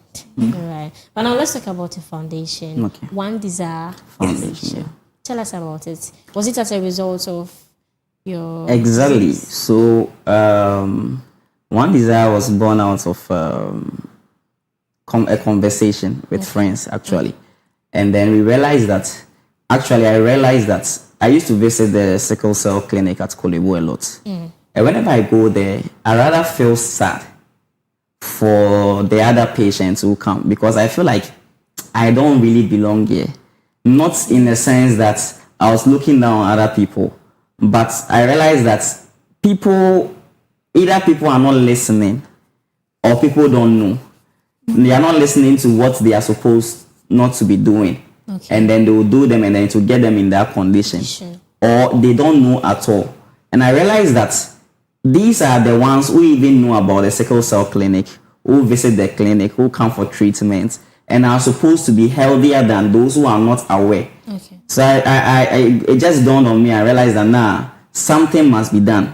So September 2024 actually, we came together to have a soft launch for One Desire Foundation. We're about 80 to 100 individuals, just young people. We didn't do it in the conference style setting. We wanted to do it more of like a Gen Z vibe, where it will get people to be attracted in advocacy and also awareness. So that at least the basic thing, even if we are not even reaching out to people or individuals living with sickle cell, we are reaching out to the general population to know their genotype. Because once you know it, that's the first step to avoiding giving birth to someone who is going to live with sickle cell. So since 2024, we've had about or more than 12,000 direct impacts, not to talk about the online ones. We've been having online campaigns and then online things that has reached out to a lot of people. But talking about the direct ones, we've had over 12,000 direct impacts. Yeah. This is interesting. So how is it going so far? So far, so good. 1st July, we're about to start some 80 days campaign towards our annual event we have in September, which is going to happen on the 19th of September. It's a Saturday. So the campaign, we are going to go everywhere. We will definitely come here again. And the campaign is going to be Know Your Genotype campaign, actually. and then we will crown it with our event we'll have in September. So far, we are reaching out to partners, we are reaching out to sponsors to make it bigger, because last year we had over 400 people coming for the events. Last 2 years was when we started, which was about 80 to 100 people. Okay. And last year over 400 people. So this year we are aiming that, if not for anything, at least 700 people should be there, and then we'll all be advocates, we'll all spread the word for people to know their genotype. And last year we had screening for people who didn't know their genotype, right there and there for them to know. There was a total number of people who checked. Did you know and checked? We did first 50 for free. First 50. Yeah, because the test kits was also very expensive. Exactly. We're having blood donation on the side. We're doing lots of things on grounds. And this year, we'll move the free testing to a higher number than the 50. Okay. We've not decided yet. Okay. But then we are still pushing so that many people will know their genotype, many people will get tested, many people will be pre-informed, so that they will know how to make their moves in regards to relationship as well. Right. We are happy for foundations like this, to educate us, to, also get the chance to know where we stand before moving into something more dangerous. But I would like to hear from you, Dr. Okia. What message do you have for our viewers out there who don't think it's necessary until they have to give birth and then later realize that, oh, it's too late? My message is that what we can contribute to eradicating sickle cell disease as individuals is, first of all, for us to show interest in opportunities that's going to add on to our knowledge about the disease. That way, when you meet someone that has sickle cell, the person does not look like an alien to you. Okay. Yeah, it makes you feel like, yes, you know what's going on, and then you can offer the right help to the person. Right. And then next, check your genotype. Encourage everyone around you to check their genotype. And then next, if you happen to have a child with sickle cell disease, that's not the end of the child's life. So we have to break the myth that sickle cell patients cannot live long. Yeah. No. There's a myth like that. Yeah, sickle cell patients they can live long. They do live long, actually. They do live long. When they manage their stress level very well. Exactly. So for caregivers and families and people that have relatives or people close to them living with sickle cell disease, there is a bright future for that individual, because now there are organizations and even with our health facilities in Ghana that are putting in the best of treatment and management options to take care of people living with sickle cell disease. And sickle cell disease is not the end of your life, actually. You can, as an individual and then as a special one living with sickle cell disease, there's so much of an impact you can make in the world. So I want to speak to every individual that lives with sickle cell disease that you have sickle cell disease, but sickle cell disease does not have you. Okay. Yes, you have it, but it doesn't have you. So we should even stop the myths. The sickle cell disease patients are weak. I'm not sure Dave is weak. At all. At all. Actually, people are. Actually, people are amazed by the number of things that I do that I'm still going on. Like, it doesn't break me. Right. It's like, aside One Desire Foundation, I'm also employed somewhere. Okay. And it doesn't affect anything. It doesn't affect anything. Being employed somewhere, I'm in school actually. So evening I go for my master's class, and then I serve on different youth boards. That even from here I'll be going for an event which is happening, African SDJ event happening at UPSA, and then after that you come for a advertising rates for advertising. He does a lot. Yeah. And it's so impressive. A lot, and it doesn't break me. It doesn't break me, but I'll give all the glory to God. Yes. All right. So let's hear from you your final words whilst we wrap up the whole show. Okay, so my final words will be, first of all, to the warriors. If I say warriors, people living with sickle cell are called sickle cell warriors. So it's for them to stay strong. One of the discussions that came up from last week's conference was people living with sickle cell having suicidal thoughts. Not because they are not mentally or emotionally strong, but sometimes because of the treatments or the treatment they get from healthcare personnel at the hospitals when they go for pain reliefs. So what I want to say is that they should stay strong. There's a brighter future for them. And also for caregivers, they should be very patient with their wards. It's not their fault that they fall sick. Usually the financial burden is so strong and so heavy. So whenever they see that their wards are falling sick, they just know that I'm about to lose money, which gets them to be annoyed at the child for getting sick, but it's not their fault.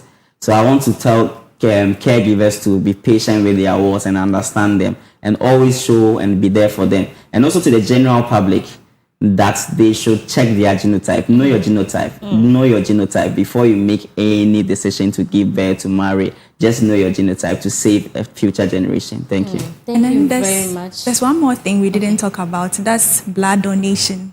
Okay. Yes, people living with sickle cell disease tend to have anemia because of the sickle-shaped cells they have, which means that the cells lyse faster than the normal round and biconcave red blood cells. So people living with sickle cell disease tend to have anemia often.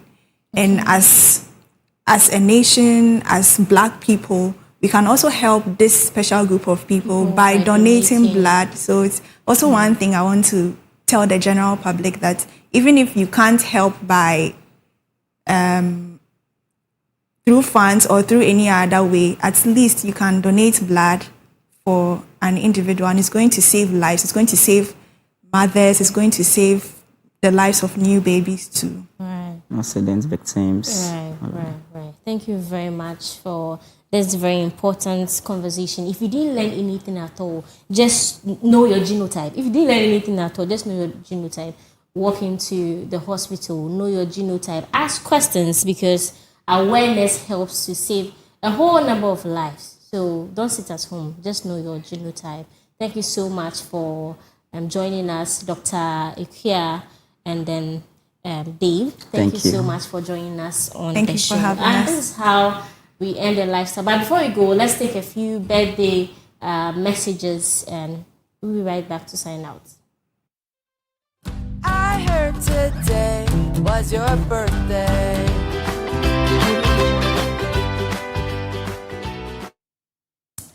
And this is to Patrick. Happy birthday to my lovely nephew, Patrick Bentum, a champion. May the Almighty God grant you everything you desire, and may you be successful in all your endeavors, and may this day be a memorable one for you. This is coming from Auntie Amma Mary. And this is from Amma Mary again to Inshiraba. Happy birthday, happy glorious birthday to a sister and a friend, Inshiraba Akwadan. So cheers to many years of God's unfailing love and favor. Love you from Amma Mary. And this is from Jedad Gets Fit's family to Godfred Yeboah. And they're saying the happy birthday to our professional player, Godfred Yeboah, who plays for Kabbalah Sports Club in Iraq. Wishing you a year filled with more success, victories, and bigger wins, including that next big contract. You are going to get it in Jesus' name. And this is from Marcelo to Dorcas, and he's saying the happy birthday, Dorcas. Wishing you blessings galore, abundant joy, good health, and continued success in all your endeavors. May this new year of your life be filled with favor, growth, and countless reasons to smile. Keep shining brightly and inspiring those around you. Have a wonderful and memorable birthday. This is coming from Marcelo to Dorcas. And this is how we wrap up for Lifestyle. Next is the business segment. Make sure you stay tuned. My name is Annabelle Bevene Jabia. I'm out.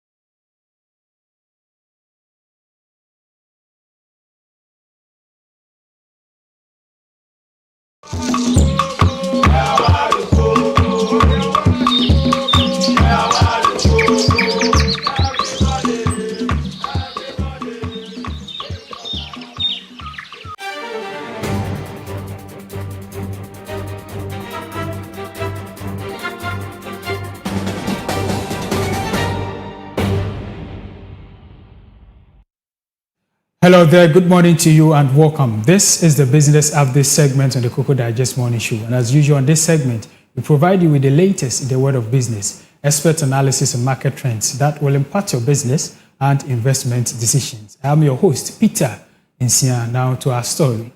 Demand for treasury bills in Ghana's primary market remained weak last week as the latest auction fell short of the government financing target. Although investors submitted bids across the 91-day, 182-day and 364-day tenors, the total amount accepted failed to meet the government goal, resulting in a significant undersubscription of 1.07 billion Ghana cedis. The shorter-dated bills attracted the strongest investor interest, while bids received for the longer-dated securities were also fully accepted. No bids were rejected across all tenors. Despite the full acceptance of submitted bids, the auction results suggest a decline in investor appetite for government securities. Yields, however, increased across the yield curve, reflecting higher return expectations from investors. Government is expected to return to the market this week, targeting a slightly higher amount through the next treasury bill auction. Away from that story, the governor of the Bank of Ghana, Dr. Johnson Pandit Asiama, says he is encouraged by the continued improvement in the country's banking sector.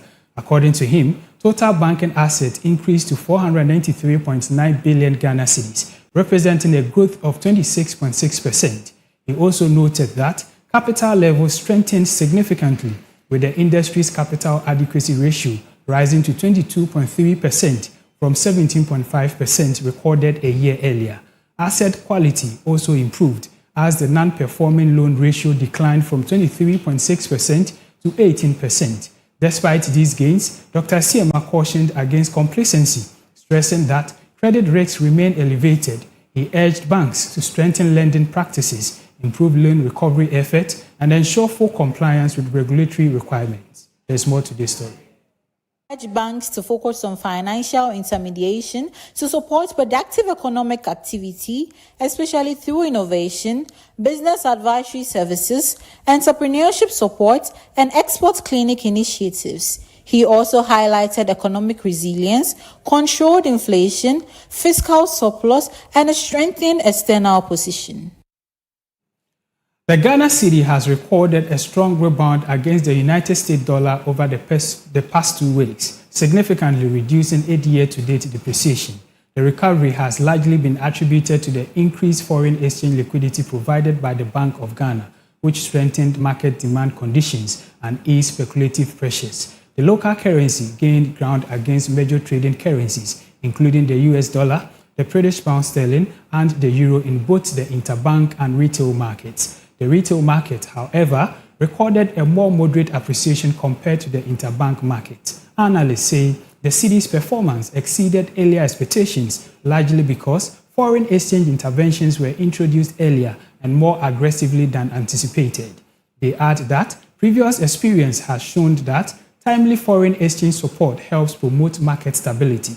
With portions of the Bank of Ghana's June foreign exchange allocations yet to be fully disbursed, analysts expect additional inflows to continue supporting the cedi's recent gains, provided liquidity conditions remain stable.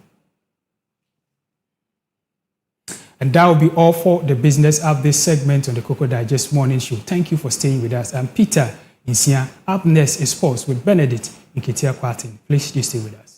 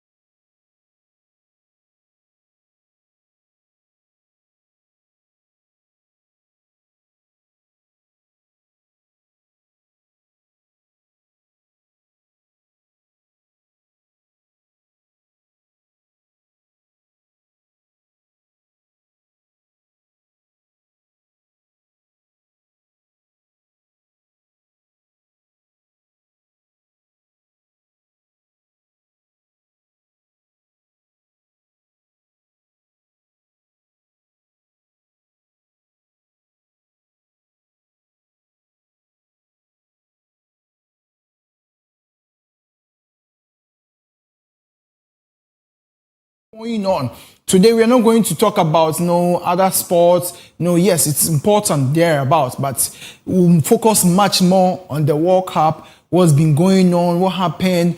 We'll take our views from what is going on. I'll also read comments from our viewers. We'll probably open their phone lines, hear your comments, hear your views, hear what you are expecting. Today, the Black Stars is playing. We are playing against the Three Lions of England. We've been waiting for this for a very long time. I mean, we know a lot of things that is going on with the Black Stars, the squad, the team, the England players too. Yes, they've been playing quite very well. Harry Kane has been scoring incredible goals. But yes, today we are playing against the Three Lions of England, the Ghana Black Stars against the Three Lions of England. So we'll see how that will turn around. But today I'm not alone. It's never possible to come and sit here, to come and take this seat and then be alone. I've been joined here by two gallant gentlemen in the field of sports. Now let me tell you a story.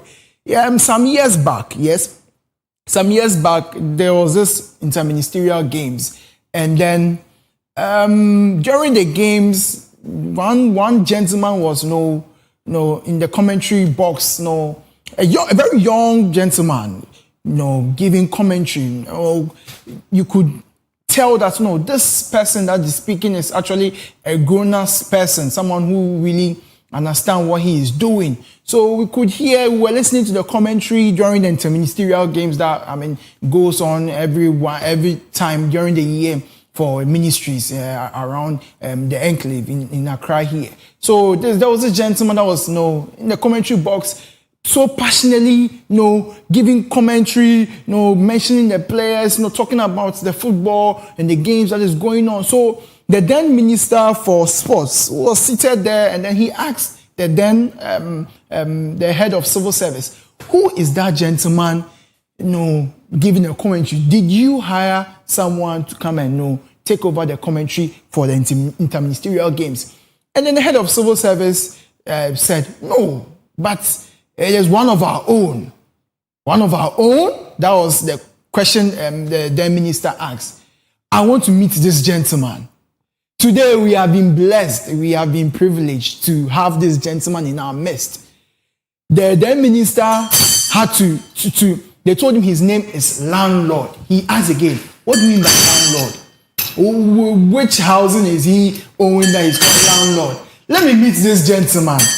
We have been joined today by the landlord of interministerial games, the champion when it comes to commentary in African football and of course in Europe. One of his dreams, he's been saying it for a very long time, is to make a commentary about European football. He'll be out there, making commentaries, giving commentaries. And today we have been privileged to be joined here by the landlord of Ghana football, landlord of interministerial football, Isaac Opoku, my brother.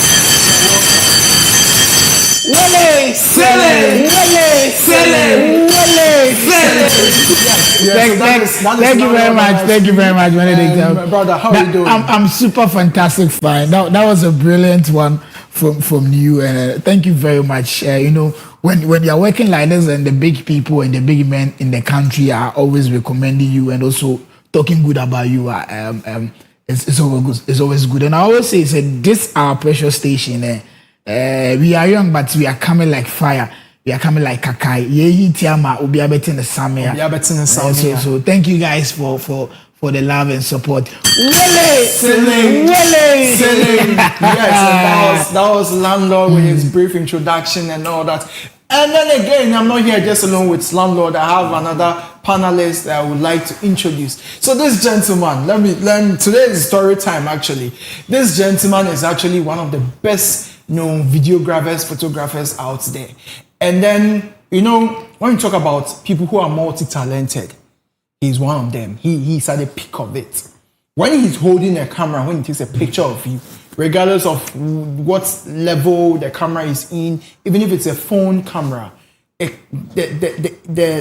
feedback you get from these images, it just puts you in awe. You just be wondering, who is this gentleman? Has he been into the media school? No, this is someone who learned it on his own. He decided to improve whatever his hand found doing.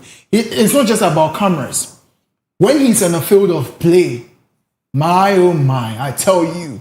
Now, as evidence, next week, God willing, we'll come and show you videos of some of his game plays. We went to Cape Coast somewhere around last year. Yeah. He scored an incredible goal. And we have it on camera, on video. We'll give out his social media handle. You can go and check it out.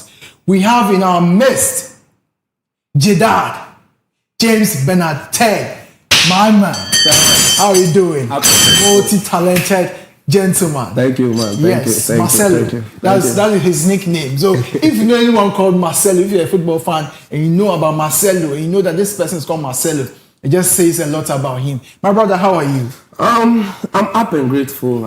It's go. always a privilege to be here, and then we are just hoping today we win, and let's enjoy ourselves.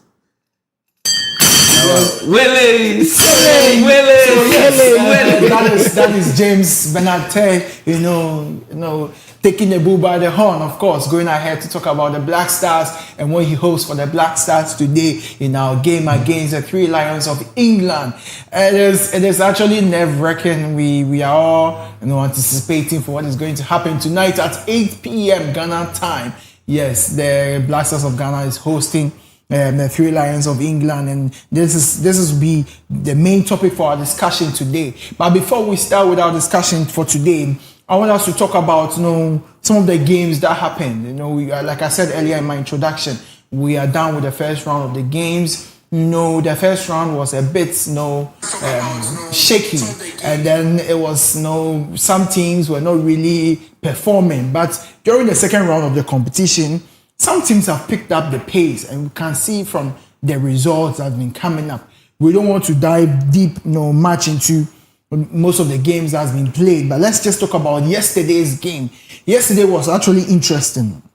It was the game was actually fun to watch. We had a game between Argentina, that is the current holders of the World Cup, against Austria. Yes, it proved to be an interesting game because we were actually witnessing one of the best, not the one of the best, actually the best in terms of football, the greatest of all time, the greatest footballer of all time. Let me correct myself. Yes, Lionel Andres Messi, Leo Messi. Yes, he scored 2 goals yesterday in his game against Austria.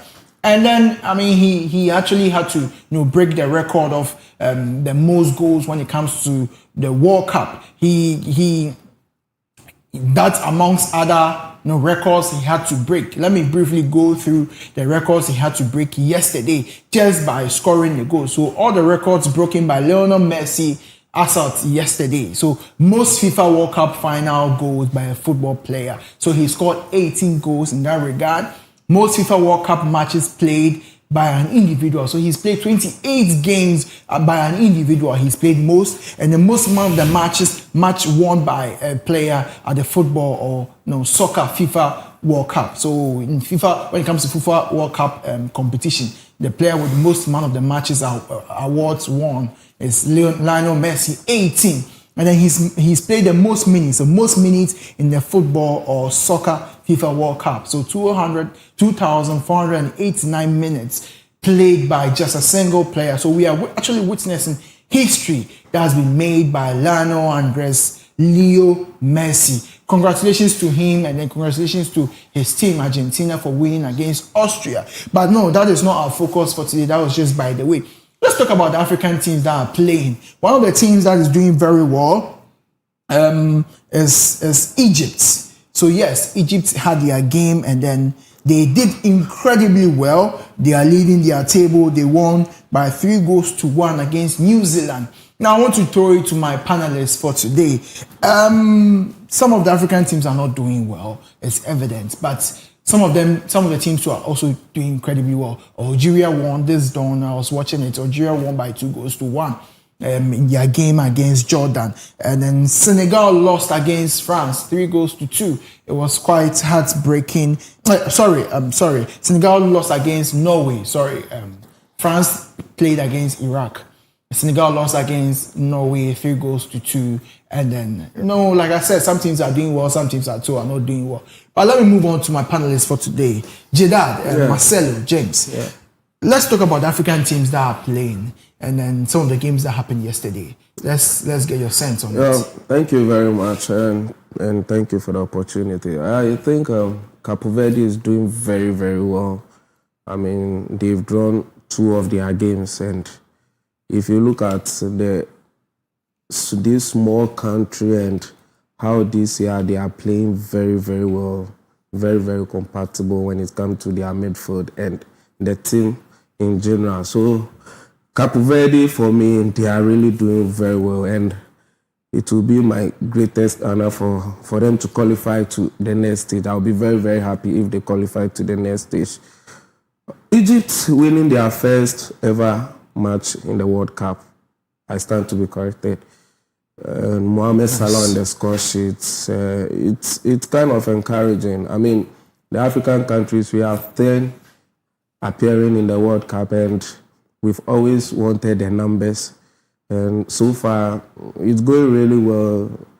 Unluckily for us, Senegal lost this dawn. They really played very well, but unfortunately, they couldn't hold on to the end. So, apart from Tunisia, and then South Africa drew his second game, and we are hoping, in as much as most of the African countries are not supported, and we are just hoping they can. Me myself, I'm hoping they can qualify to the next stage of the competition.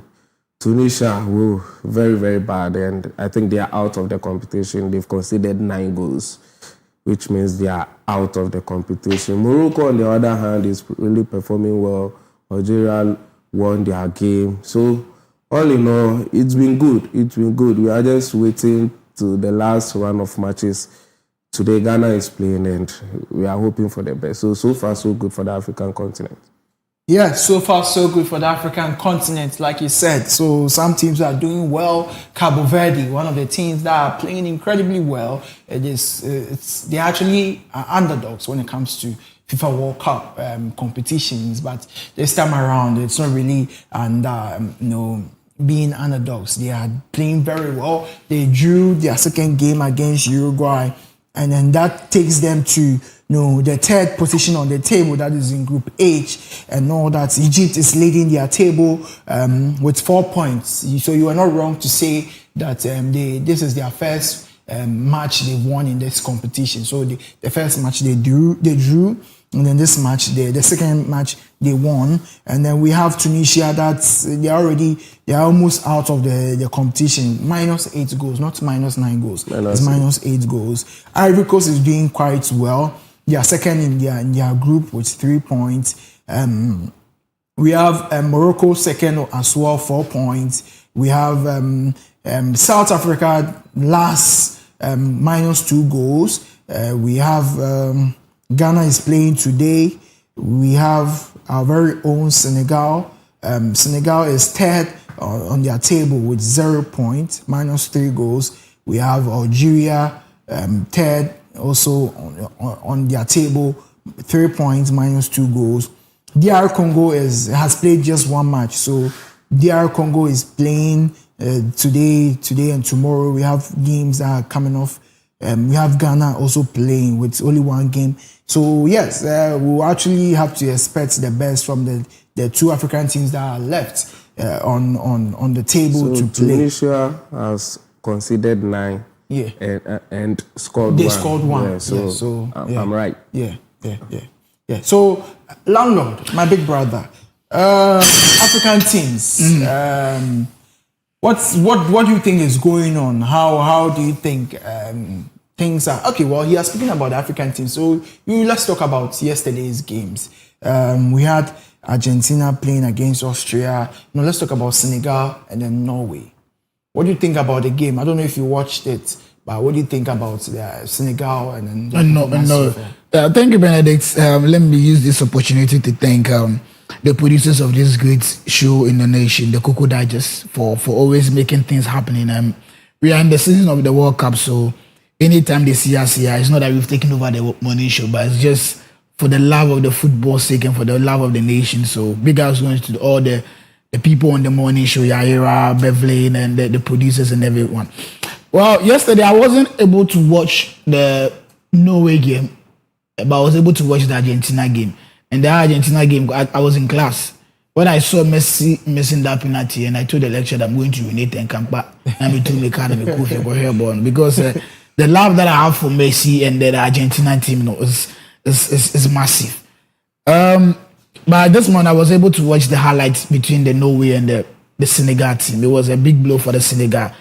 To be frank, when the African teams were going into the World Cup, and it was 2 teams that they said they are going to do wonders in the African team, Morocco and Senegal.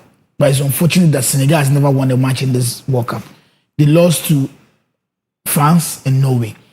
But one thing about this World Cup is that each and every key player in every national team is doing wonders. Each and every key player in every national team is doing wonders. And if you watch the goal chart very well, you can clearly see Messi 5, Mbappe 4, Haaland 4.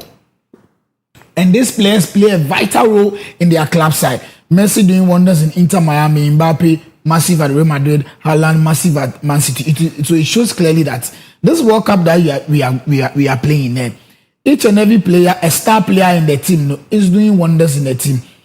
Today, in the Black Star game, we are all saying that Thomas Partey will be the outstanding player in the team because he's our key player and he's our star man.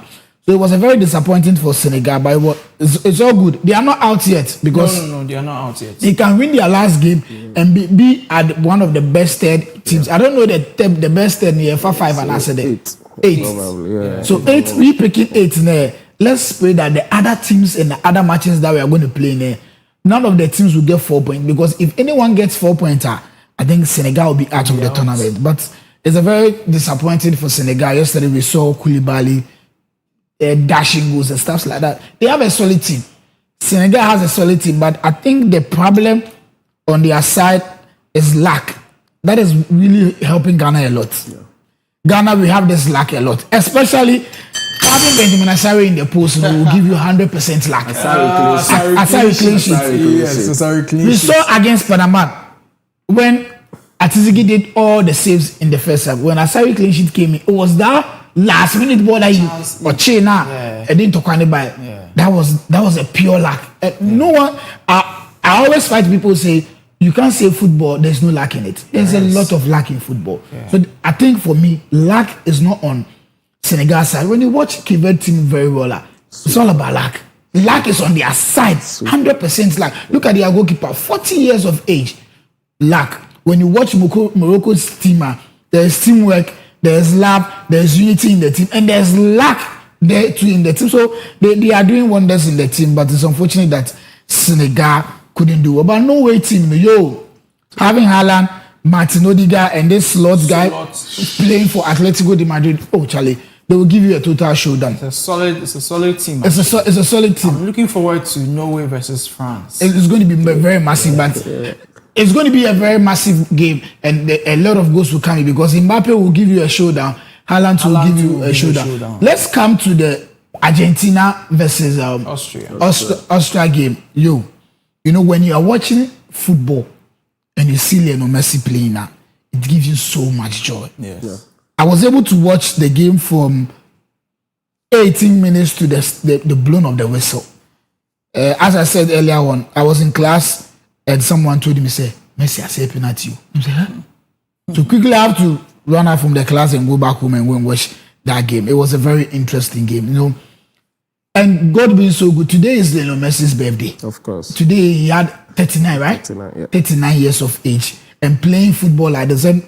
Benedict, when you watch Argentina's game from the straight, almost you could see clearly that they are playing for Lionel Messi. Yeah. The aura between the team, that aura, I know is very massive. Look at the first goal that he scored. Fantastic. Look at when the guy was giving the pass of Bayern name. The guy was watching Lionel Messi from the center. Yeah. He was the one who gave the pass to Messi from the center. He knew Messi was coming. And look at the second goal too.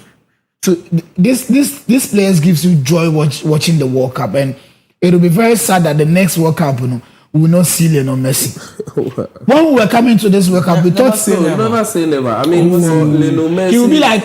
You'll be 43. 43. Oh, no. I mean, come on. Messi is always Messi.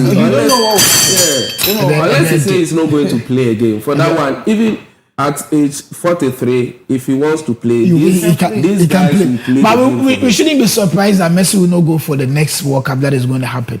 Yeah. But it's all good. For the ball that Messi is playing there, I always say, when I watch Messi and the Ronaldos and the Kivet goalkeeper playing like this, I feel sad for our country because we have our former legends who are 35 years, some are retired.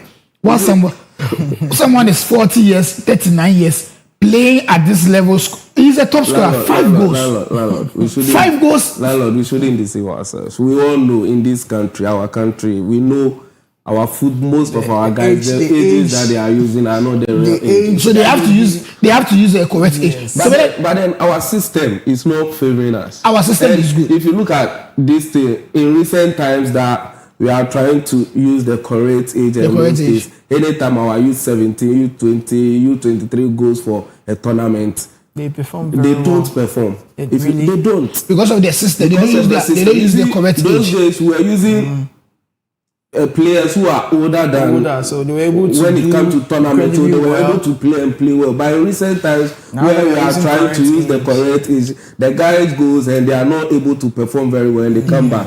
yes, But then still, we shouldn't stop doing it. We should continue progress, and I think we should start from, as we've been saying, or we From should the start scratch. from So the scratch. a typical example, Caliberenchi, how old is Caliberenchi? 19 years Yes. age. When you give this But young he's people from where? Right to Dream. right to dream, Yeah, of course. So those kind of guys, the guys from Right to Dream and Yeah. our academies, Yeah. they, So we need to they pay have been more using attention their to those rightful age, people. So they've been going That's far. what I But think then it's- the coast players and using the Division 2 guys. So if we nurture Caliberenchi very well, he can play like in the next.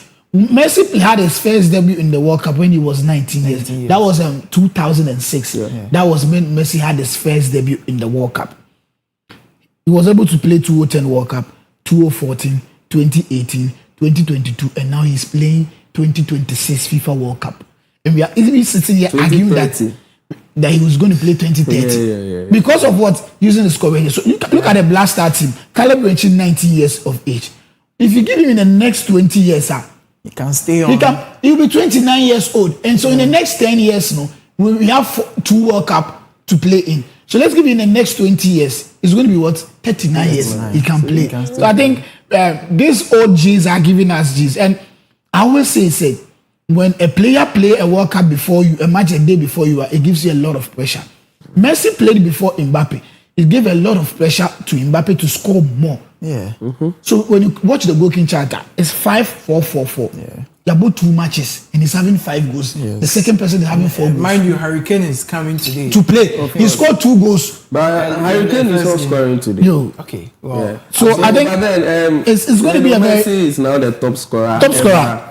Yeah. So Muller 14 goals. So Mbappe 14 goals. Muller 14 goals.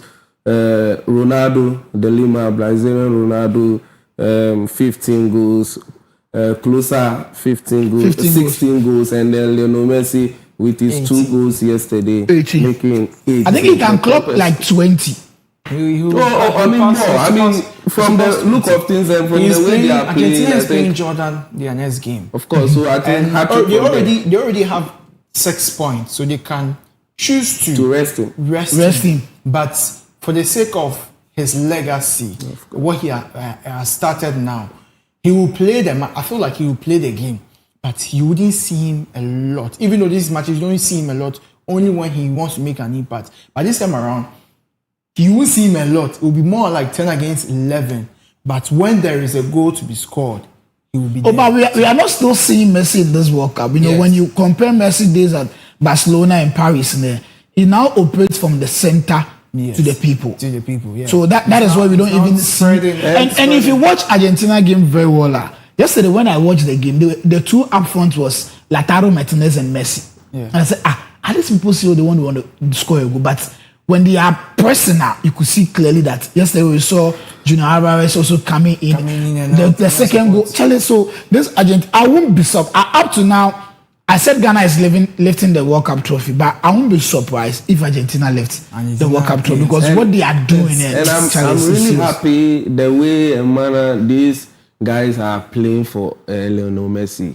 He's not using a lot of energy. His energy to come he's in just and all. relaxing and look at the first goal, like as you said. I mean, the ball was coming. I think it was either Enzo Fernandez or someone just dummy the ball. Yeah, I mean, he could play from that side and still score. But he was watching, and he realized Messi was very close, and he decided to leave them. That's one thing.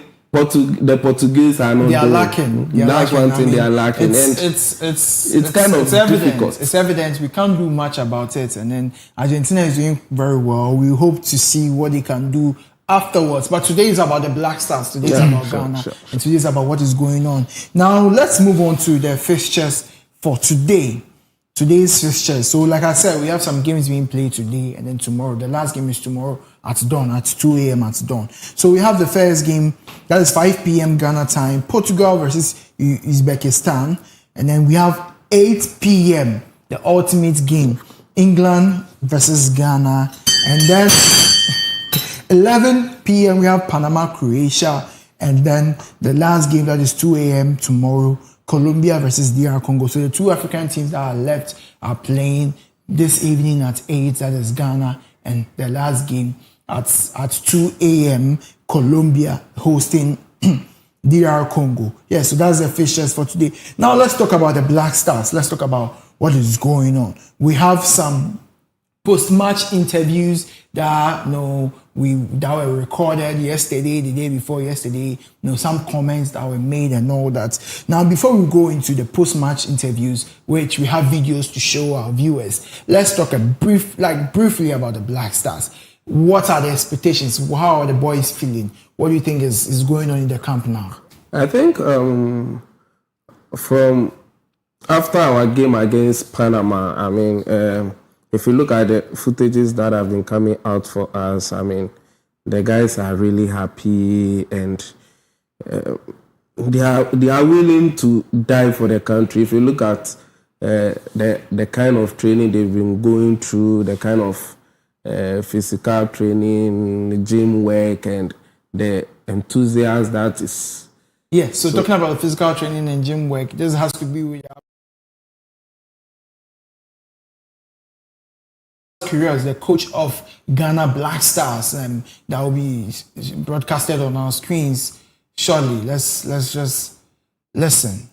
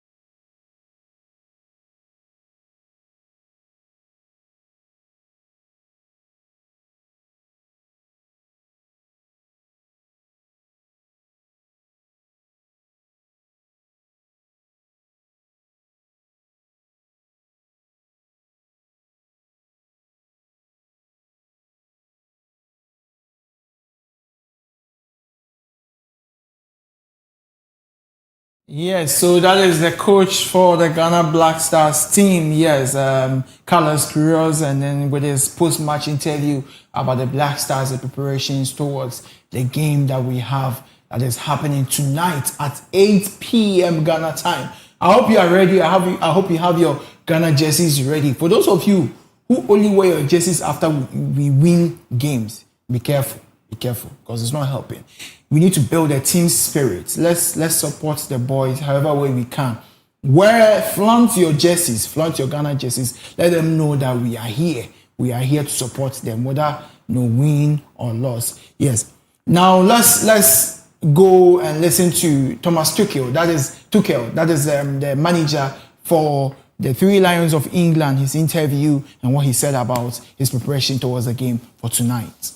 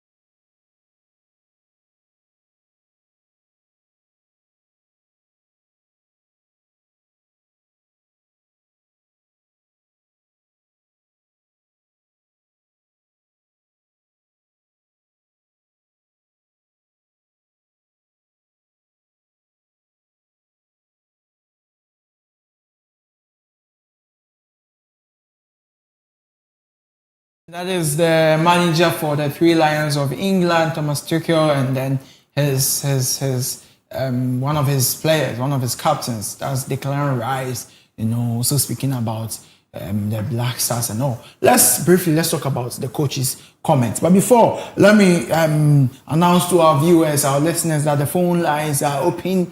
0500500423. Call in. Send your comments. Let's read. Let's listen to you. Let's see where you stand with the Black Stars, where you stand with the Black Stars or against the Black Stars. Let's see the spirit of Ghanaians out there. Make sure you give us a call. 0500500423.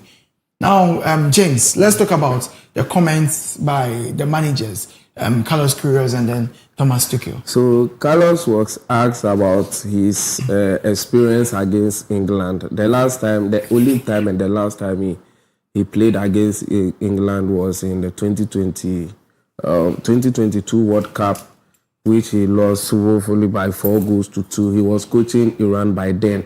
So, and he was like, 2022 was like 4 years ago, and the experience and the kind of players that he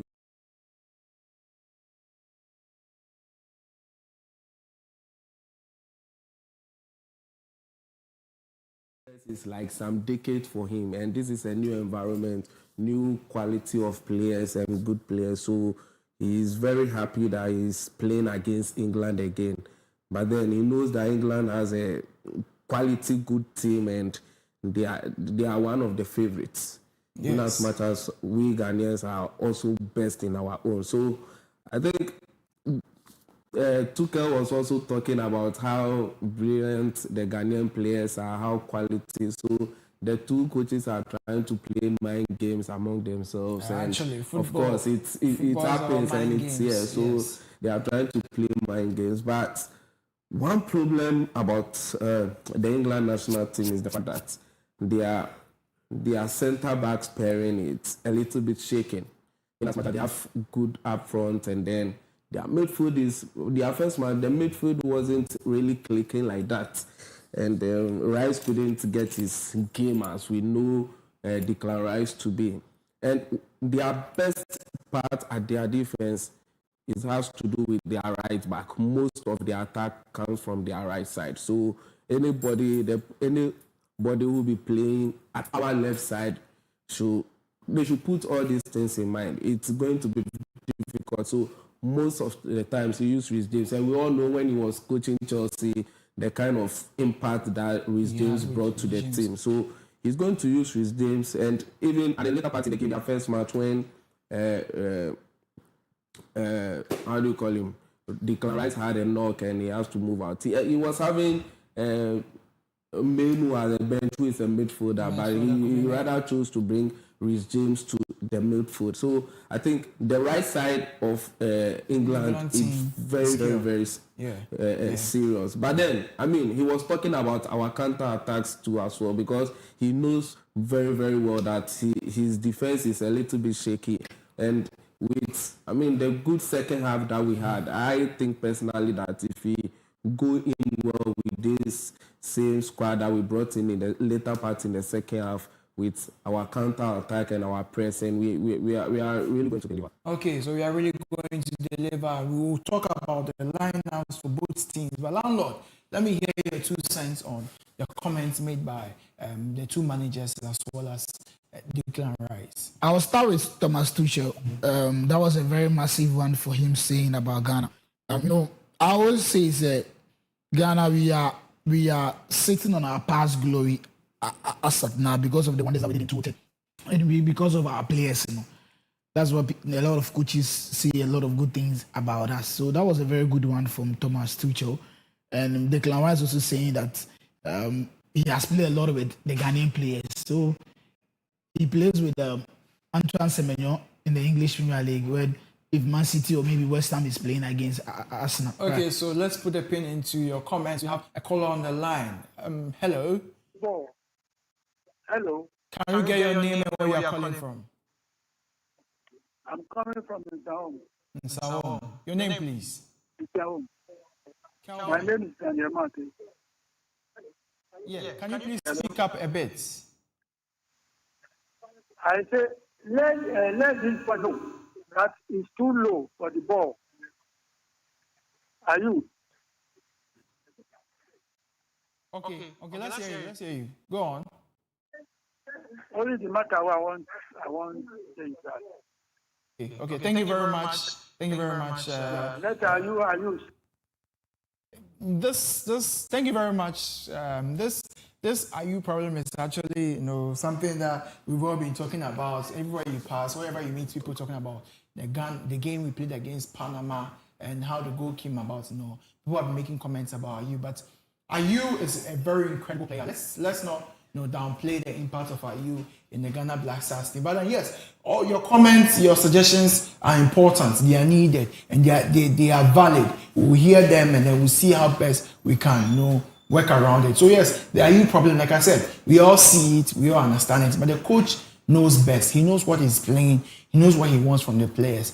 If today he starts IU against England, most of the comments coming out there on social media, people want to take out IU because of how the game is going to be seen. I mean, people are anticipating the game to be thinking IU will slow down the game and all, but the coach knows best. I mean, let's trust in Carlos Queiroz and what he has for us. And let's also trust in Jordan because he has done so much for the team. Let us not just downplay him and then his impact for the Black Stars team. But then, thank you very much. You can still call 0500500423 to join in the conversation. The phone lines are being displayed on the screen, so you can just call it 0500500423.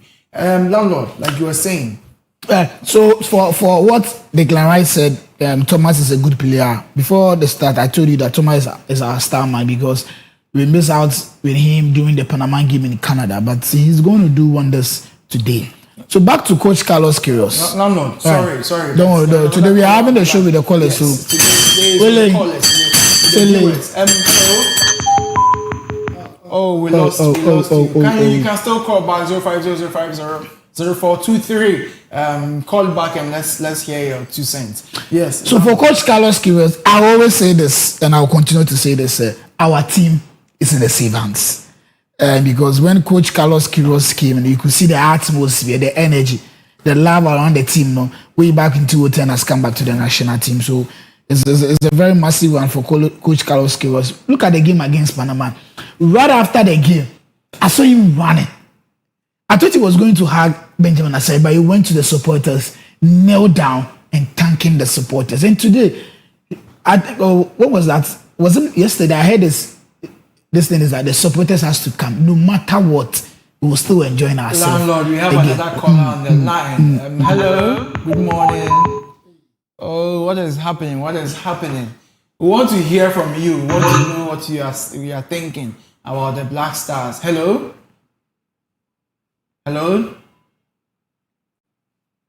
Hello.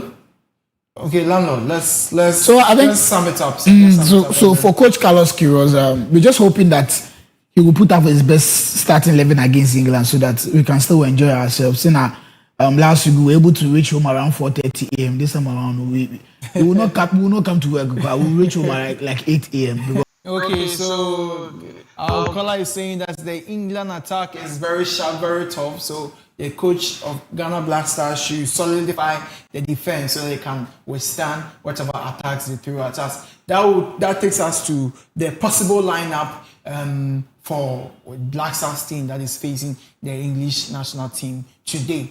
Now, footballer. I mean, we are footballers. We all play football, but then I'm a retired footballer. yeah, retired footballer. I've retired. Retired footballer. Yes, you've all experienced football before. You know, when you're facing opponents who are deemed, quote unquote, very sharp players, very sharp attackers, and very good players when it comes to head to head.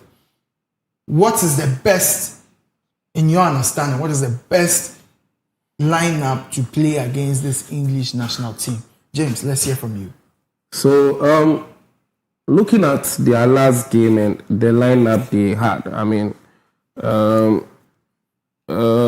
with Rhys James at the right back, Kosa, John Stones, and then O'Reilly, yes, of course. So they were playing Anderson and then Rice in the middle. So they went in for 4-2-3-1.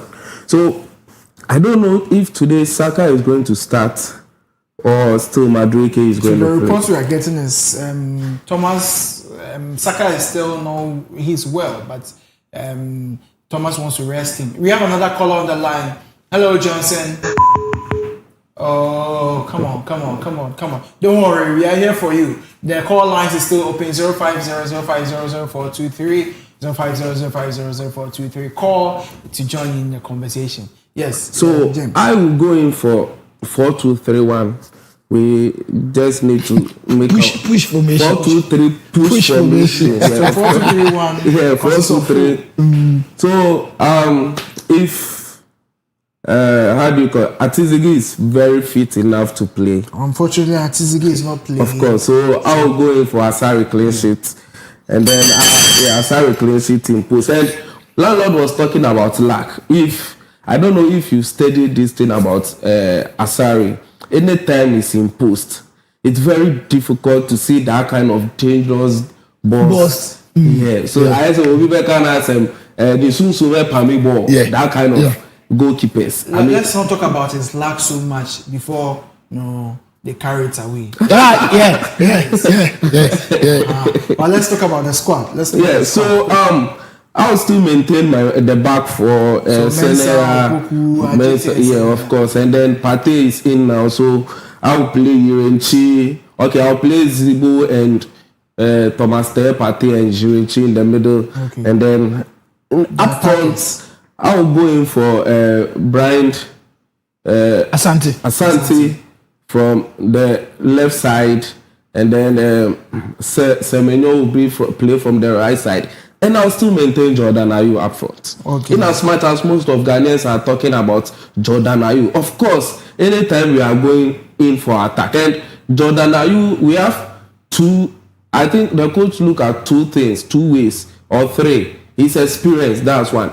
And Jordan, when there's pressure on us, Jordan is able to calm us down with the ball or without the ball. He have his ways to calm us down. So with his experience and the nature of the game that we are going to play today, I think I will go in. The reason why I'm going in for Semenyo and then Brian Asante in front is the fact that they are fast attackers. And Rhys James I said earlier on that when Rhys James, they are England, when it comes to England, they are best position that they really start their attacks is from the right side because of Rhys James. So for Rhys James not to join the attack very well, you need to put Semenyo, someone who is very fast on him over there. Because when he's moving forward, and let's take it for instance, today maybe Madueke is still going to play. So you have two guys, Madueke and then Rhys James, on one person, which is very, very dangerous on our left side. So I'm going for a player who can draw back, and then when it's counter, we are playing on a counter attack, he can do very good and very well. If this guy who started Kamaldeen, we all know him, he's a very good player, but his finishing is very, very poor. So you can't start him. Moreover, Isaku had a lot of matches to play, not too much. But then I would prefer, from the second half, what Asante did. I prefer Asante and then our star boy, Semenyo, and then Jordan in front. So thank you very much, James. Now, let's come to you quickly. Your lineup for... I think that was a beautiful one from James. But I'll go with James, but I'll take one player out from James' starting 11. So I'll keep Asari clean sheet in the pool, the back four solid, and in the middle against Panama we play two midfielders, Elisha Owusu and Caleb Renchi, and we place Kamaldeen in front of them. But this time our Partey is coming back, so we need Caleb Renchi and Zibo in the middle for Thomas Partey to penetrate very well. Going for Thomas Zibo. You went in for Zibo, Caleb Renchi, and Thomas Partey. Yep. So I'm maintaining the three over there so that Partey will penetrate a little bit. So I will drop Asante to bring in the second half, but I'll bring in one of the left-footed players. Go and come. So we have a caller from Bolgatanga. Hey, you do actually. Willie. Hello, good morning. My program is that they didn't put Andrew the first half. The man is not strong again. So also we need winning. Hello. Please, I'm begging to need winning. Hello. Yes, hello. Please, I didn't get your name. Can you give me your name? My name is Francis. Francis, start your contribution again, please. From Bolga. Yeah, please, can you start your contribution again? Want to hear my contribution is that I'm begging our coach or our leaders to really put Andrew Sayu the first half. Yes, because the man is tight. It's not strong. Also, we need winning. That's my opportunity. I'm telling you. That's my, Okay. Thank you very much, Francis from Bolgatanga. It's quite extraordinary, and we are happy to know that we have viewers all the way in Bolgatanga, watching us, listening to us, and of course joining the conversation. Thank you for your input. And I know Carlos Queiroz actually watches this station. They are watching. Right? Yeah, there's a message. There's a message here that they are watching. We'll make sure we pass it on. I mean, this is how they work with us too. Sometimes we communicate with them, the players. Some of us are very close to some of the players. We have our brother here who is very close to Thomas Partey, and he's able to communicate with him and then the family and all. So we'll have ways to tell them our submissions, because sometimes they want to hear from us. Benedict, what do you think about going into this game and all? So we know we'll be able to pass on what you are saying, and we'll see how best the coach will work around our submissions to be able to make sure we have a solid team. We have another caller on the line. Hello, your name and where you are calling from. Hello, good morning. Hello, good morning. We can hear you, please. My name is Tachu. I'm calling from Achimota. Okay. Please, Georgia is not playing well. So what I decided is you should bring Georgia in second half, because this match, if you put Georgia inside, we will get loose. Seriously. Yes, like I said, thank you very much. Like I said earlier, we have there are lots of comments coming up about Jordan and all that, and the thing is, it's quite tricky. It's quite tricky hearing what Jordan does and then what he is not doing in the team. But his impact is needed. Like you said, you are not siding him. You said you should bring him in the second half. I also heard James in the comments. James said that we need him to calm down the game. The thing is, of course, we all know when we are setting forward, most of the times Jordan slows the game for us. But we should also understand that, one, like as I said earlier, he's very experienced. Okay, he's experienced, and this is our weakest squad that we've taken to the World Cup. Put a pin in it. We have another caller, Charles. Good morning, and where are you calling us from? Hello? Hello?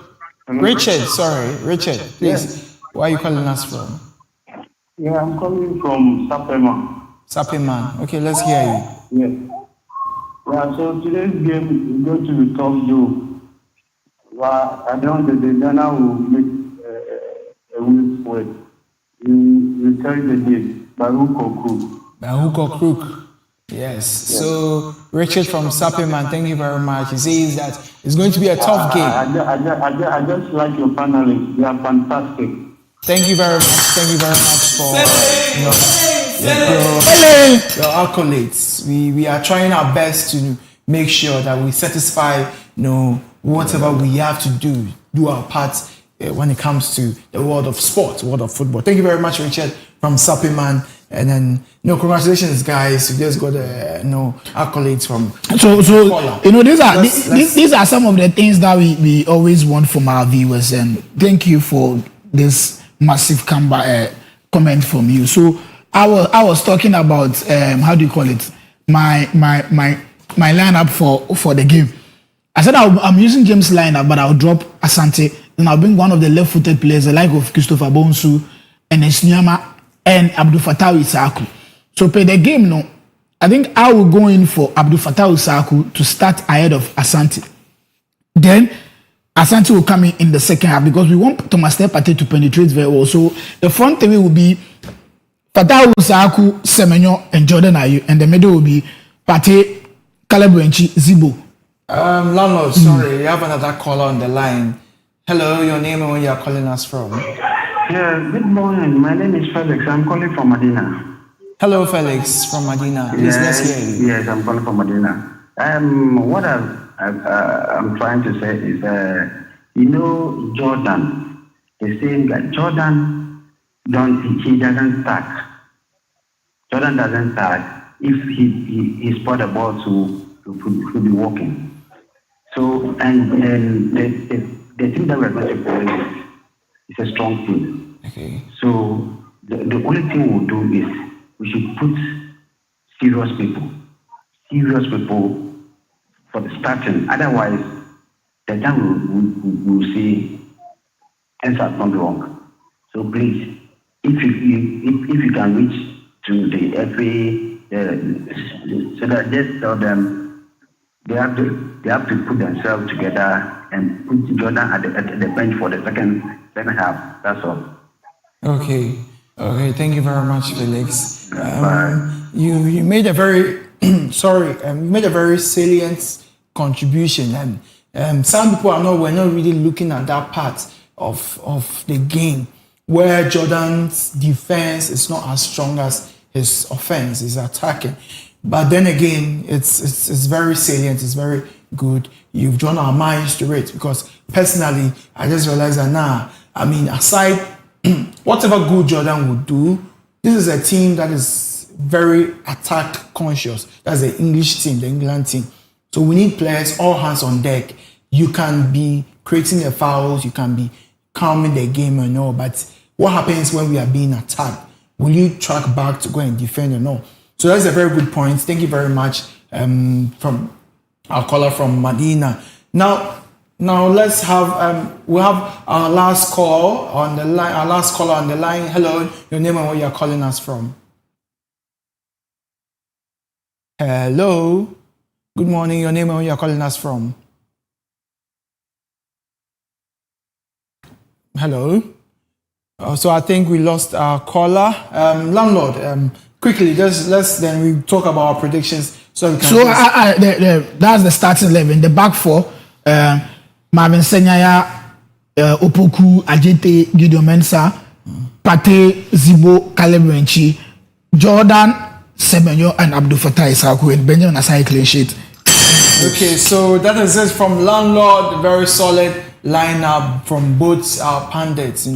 These gentlemen are very vested in when it comes to football, so you can trust in whatever lineups they bring about. They actually done the research and they believe in whatever they are bringing about. So yes, personally, I would go in for a 4-1 formation. Push formation, yes. Because of the introduction of Thomas Partey, we need someone to, be holding the midfield as well as tracking back when we are being attacked. And I feel like the 4-1-4-1 formation. This is a conversation I had with a colleague. A shout out to you, Archibald, this morning, and then we're brainstorming. We're thinking about the formation, and this is the best we could come up with. But then, yes, it's interesting. We hope that Carlos Queiroz, as he's listening, he's watching, he'll be able to come out with something better from most of the submissions that have come up. We're not the only ones, bringing up submissions when it comes to formation and the players to start the game. He knows best, he knows his boys better, and hopefully we'll have better results this evening. Now let's talk about predictions for tonight. Lano, let me start from you. For the prediction, let me say this before the prediction comes. Please, we beg Ghanaians. Yes, the last time we won against Panama, we saw what happened. We saw that I heard that one of a lawyer, a 29 years old, lost his life because he has no heart attack because of. So we beg you. That day I was at somewhere where the things were happening over there was really bad. Please, we are begging you people. If Ghana wins, let's jubilate or have fun in a proper way. When Ghana wins, let's jubilate and have fun in a proper way. And anytime you're watching this match, make sure you eat, or you don't watch the game alone. Watch with someone, because the match is high intensity. Because we love the game, because when something is going on, how we feel, and someone who doesn't like football or supporting Blaster. So please, we beg you, wherever you are watching the game, do not watch the game alone. Watch with someone you care, someone you love. And if you are watching the game outside too, be very careful. And if Ghana wins, jubilate with caution.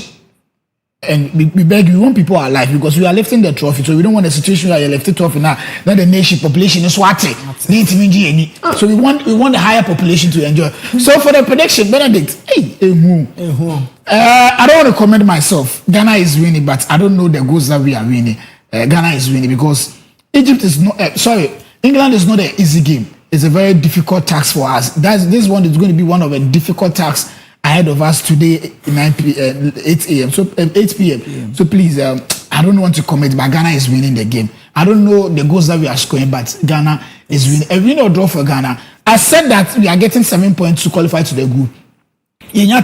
So it's level 4. So whether we beat England or we beat Croatia, two teams in the back. So I think a win or a draw will be good for Ghana this evening. Yeah. So we have a comment by one of our viewers. He says his name is Loyalty. If you know, you know. He says history will repeat itself once again. Ghana will win by 2-1 by the way it happened in Gold Coast time from Weekend Bar. Yeah, so if you know, you know. Thank you very much for your contribution and submission. Of course, this is Ghana will win by 2-1. Marcelo, Jeddah, let's hear from you. Your prediction. So before I come in with my predictions, the England supporters will come hard on Thomas Partey. Yeah, for that they will be booing him. Yeah. But then, let me say it here. Thomas Partey, one Aussie, Tony C. What two Ghana be a two one Aussie. Let me know in the pay down. Open the money on how. So we are still. Let me explain. Let me explain to you. So what James was saying in the Ghana language that we should forget about what the England people would do. Thomas Partey will bring the party tonight at Boston. So that's what James said in the Krubo language. We are bringing the party live at Boston Stadium today. I didn't know you could. I'm a very good interpreter. I can So it's going to be a tough game, a very, very difficult game. And like Lalo said, I wouldn't be coming out with maybe 2-1 or 3-1 prediction, but we are going to win by a slim margin. Very, very slim. It can be 2-1, 1-0, 3-2.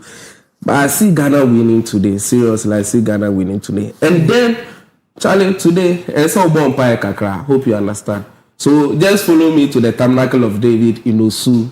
Okay. We are praying small when it's somewhere 7:50. We switch Now I ball no sorry them. So just come and watch with us. Yes, so that is James, and that was Landlord, my two gallant gentlemen, joining me in the studios for today. So we have a prediction, from Nanaya Wasari, our very own host. He says Ghana is going to win by either we draw 1-1 or Ghana wins by 2-1.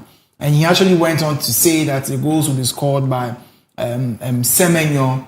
Semenyo is going to score the goals for Ghana Black Stars. So we are hoping for the best. There's a lot that is circulating around and all that. Personally, I don't have a prediction because this is actually very interesting for me.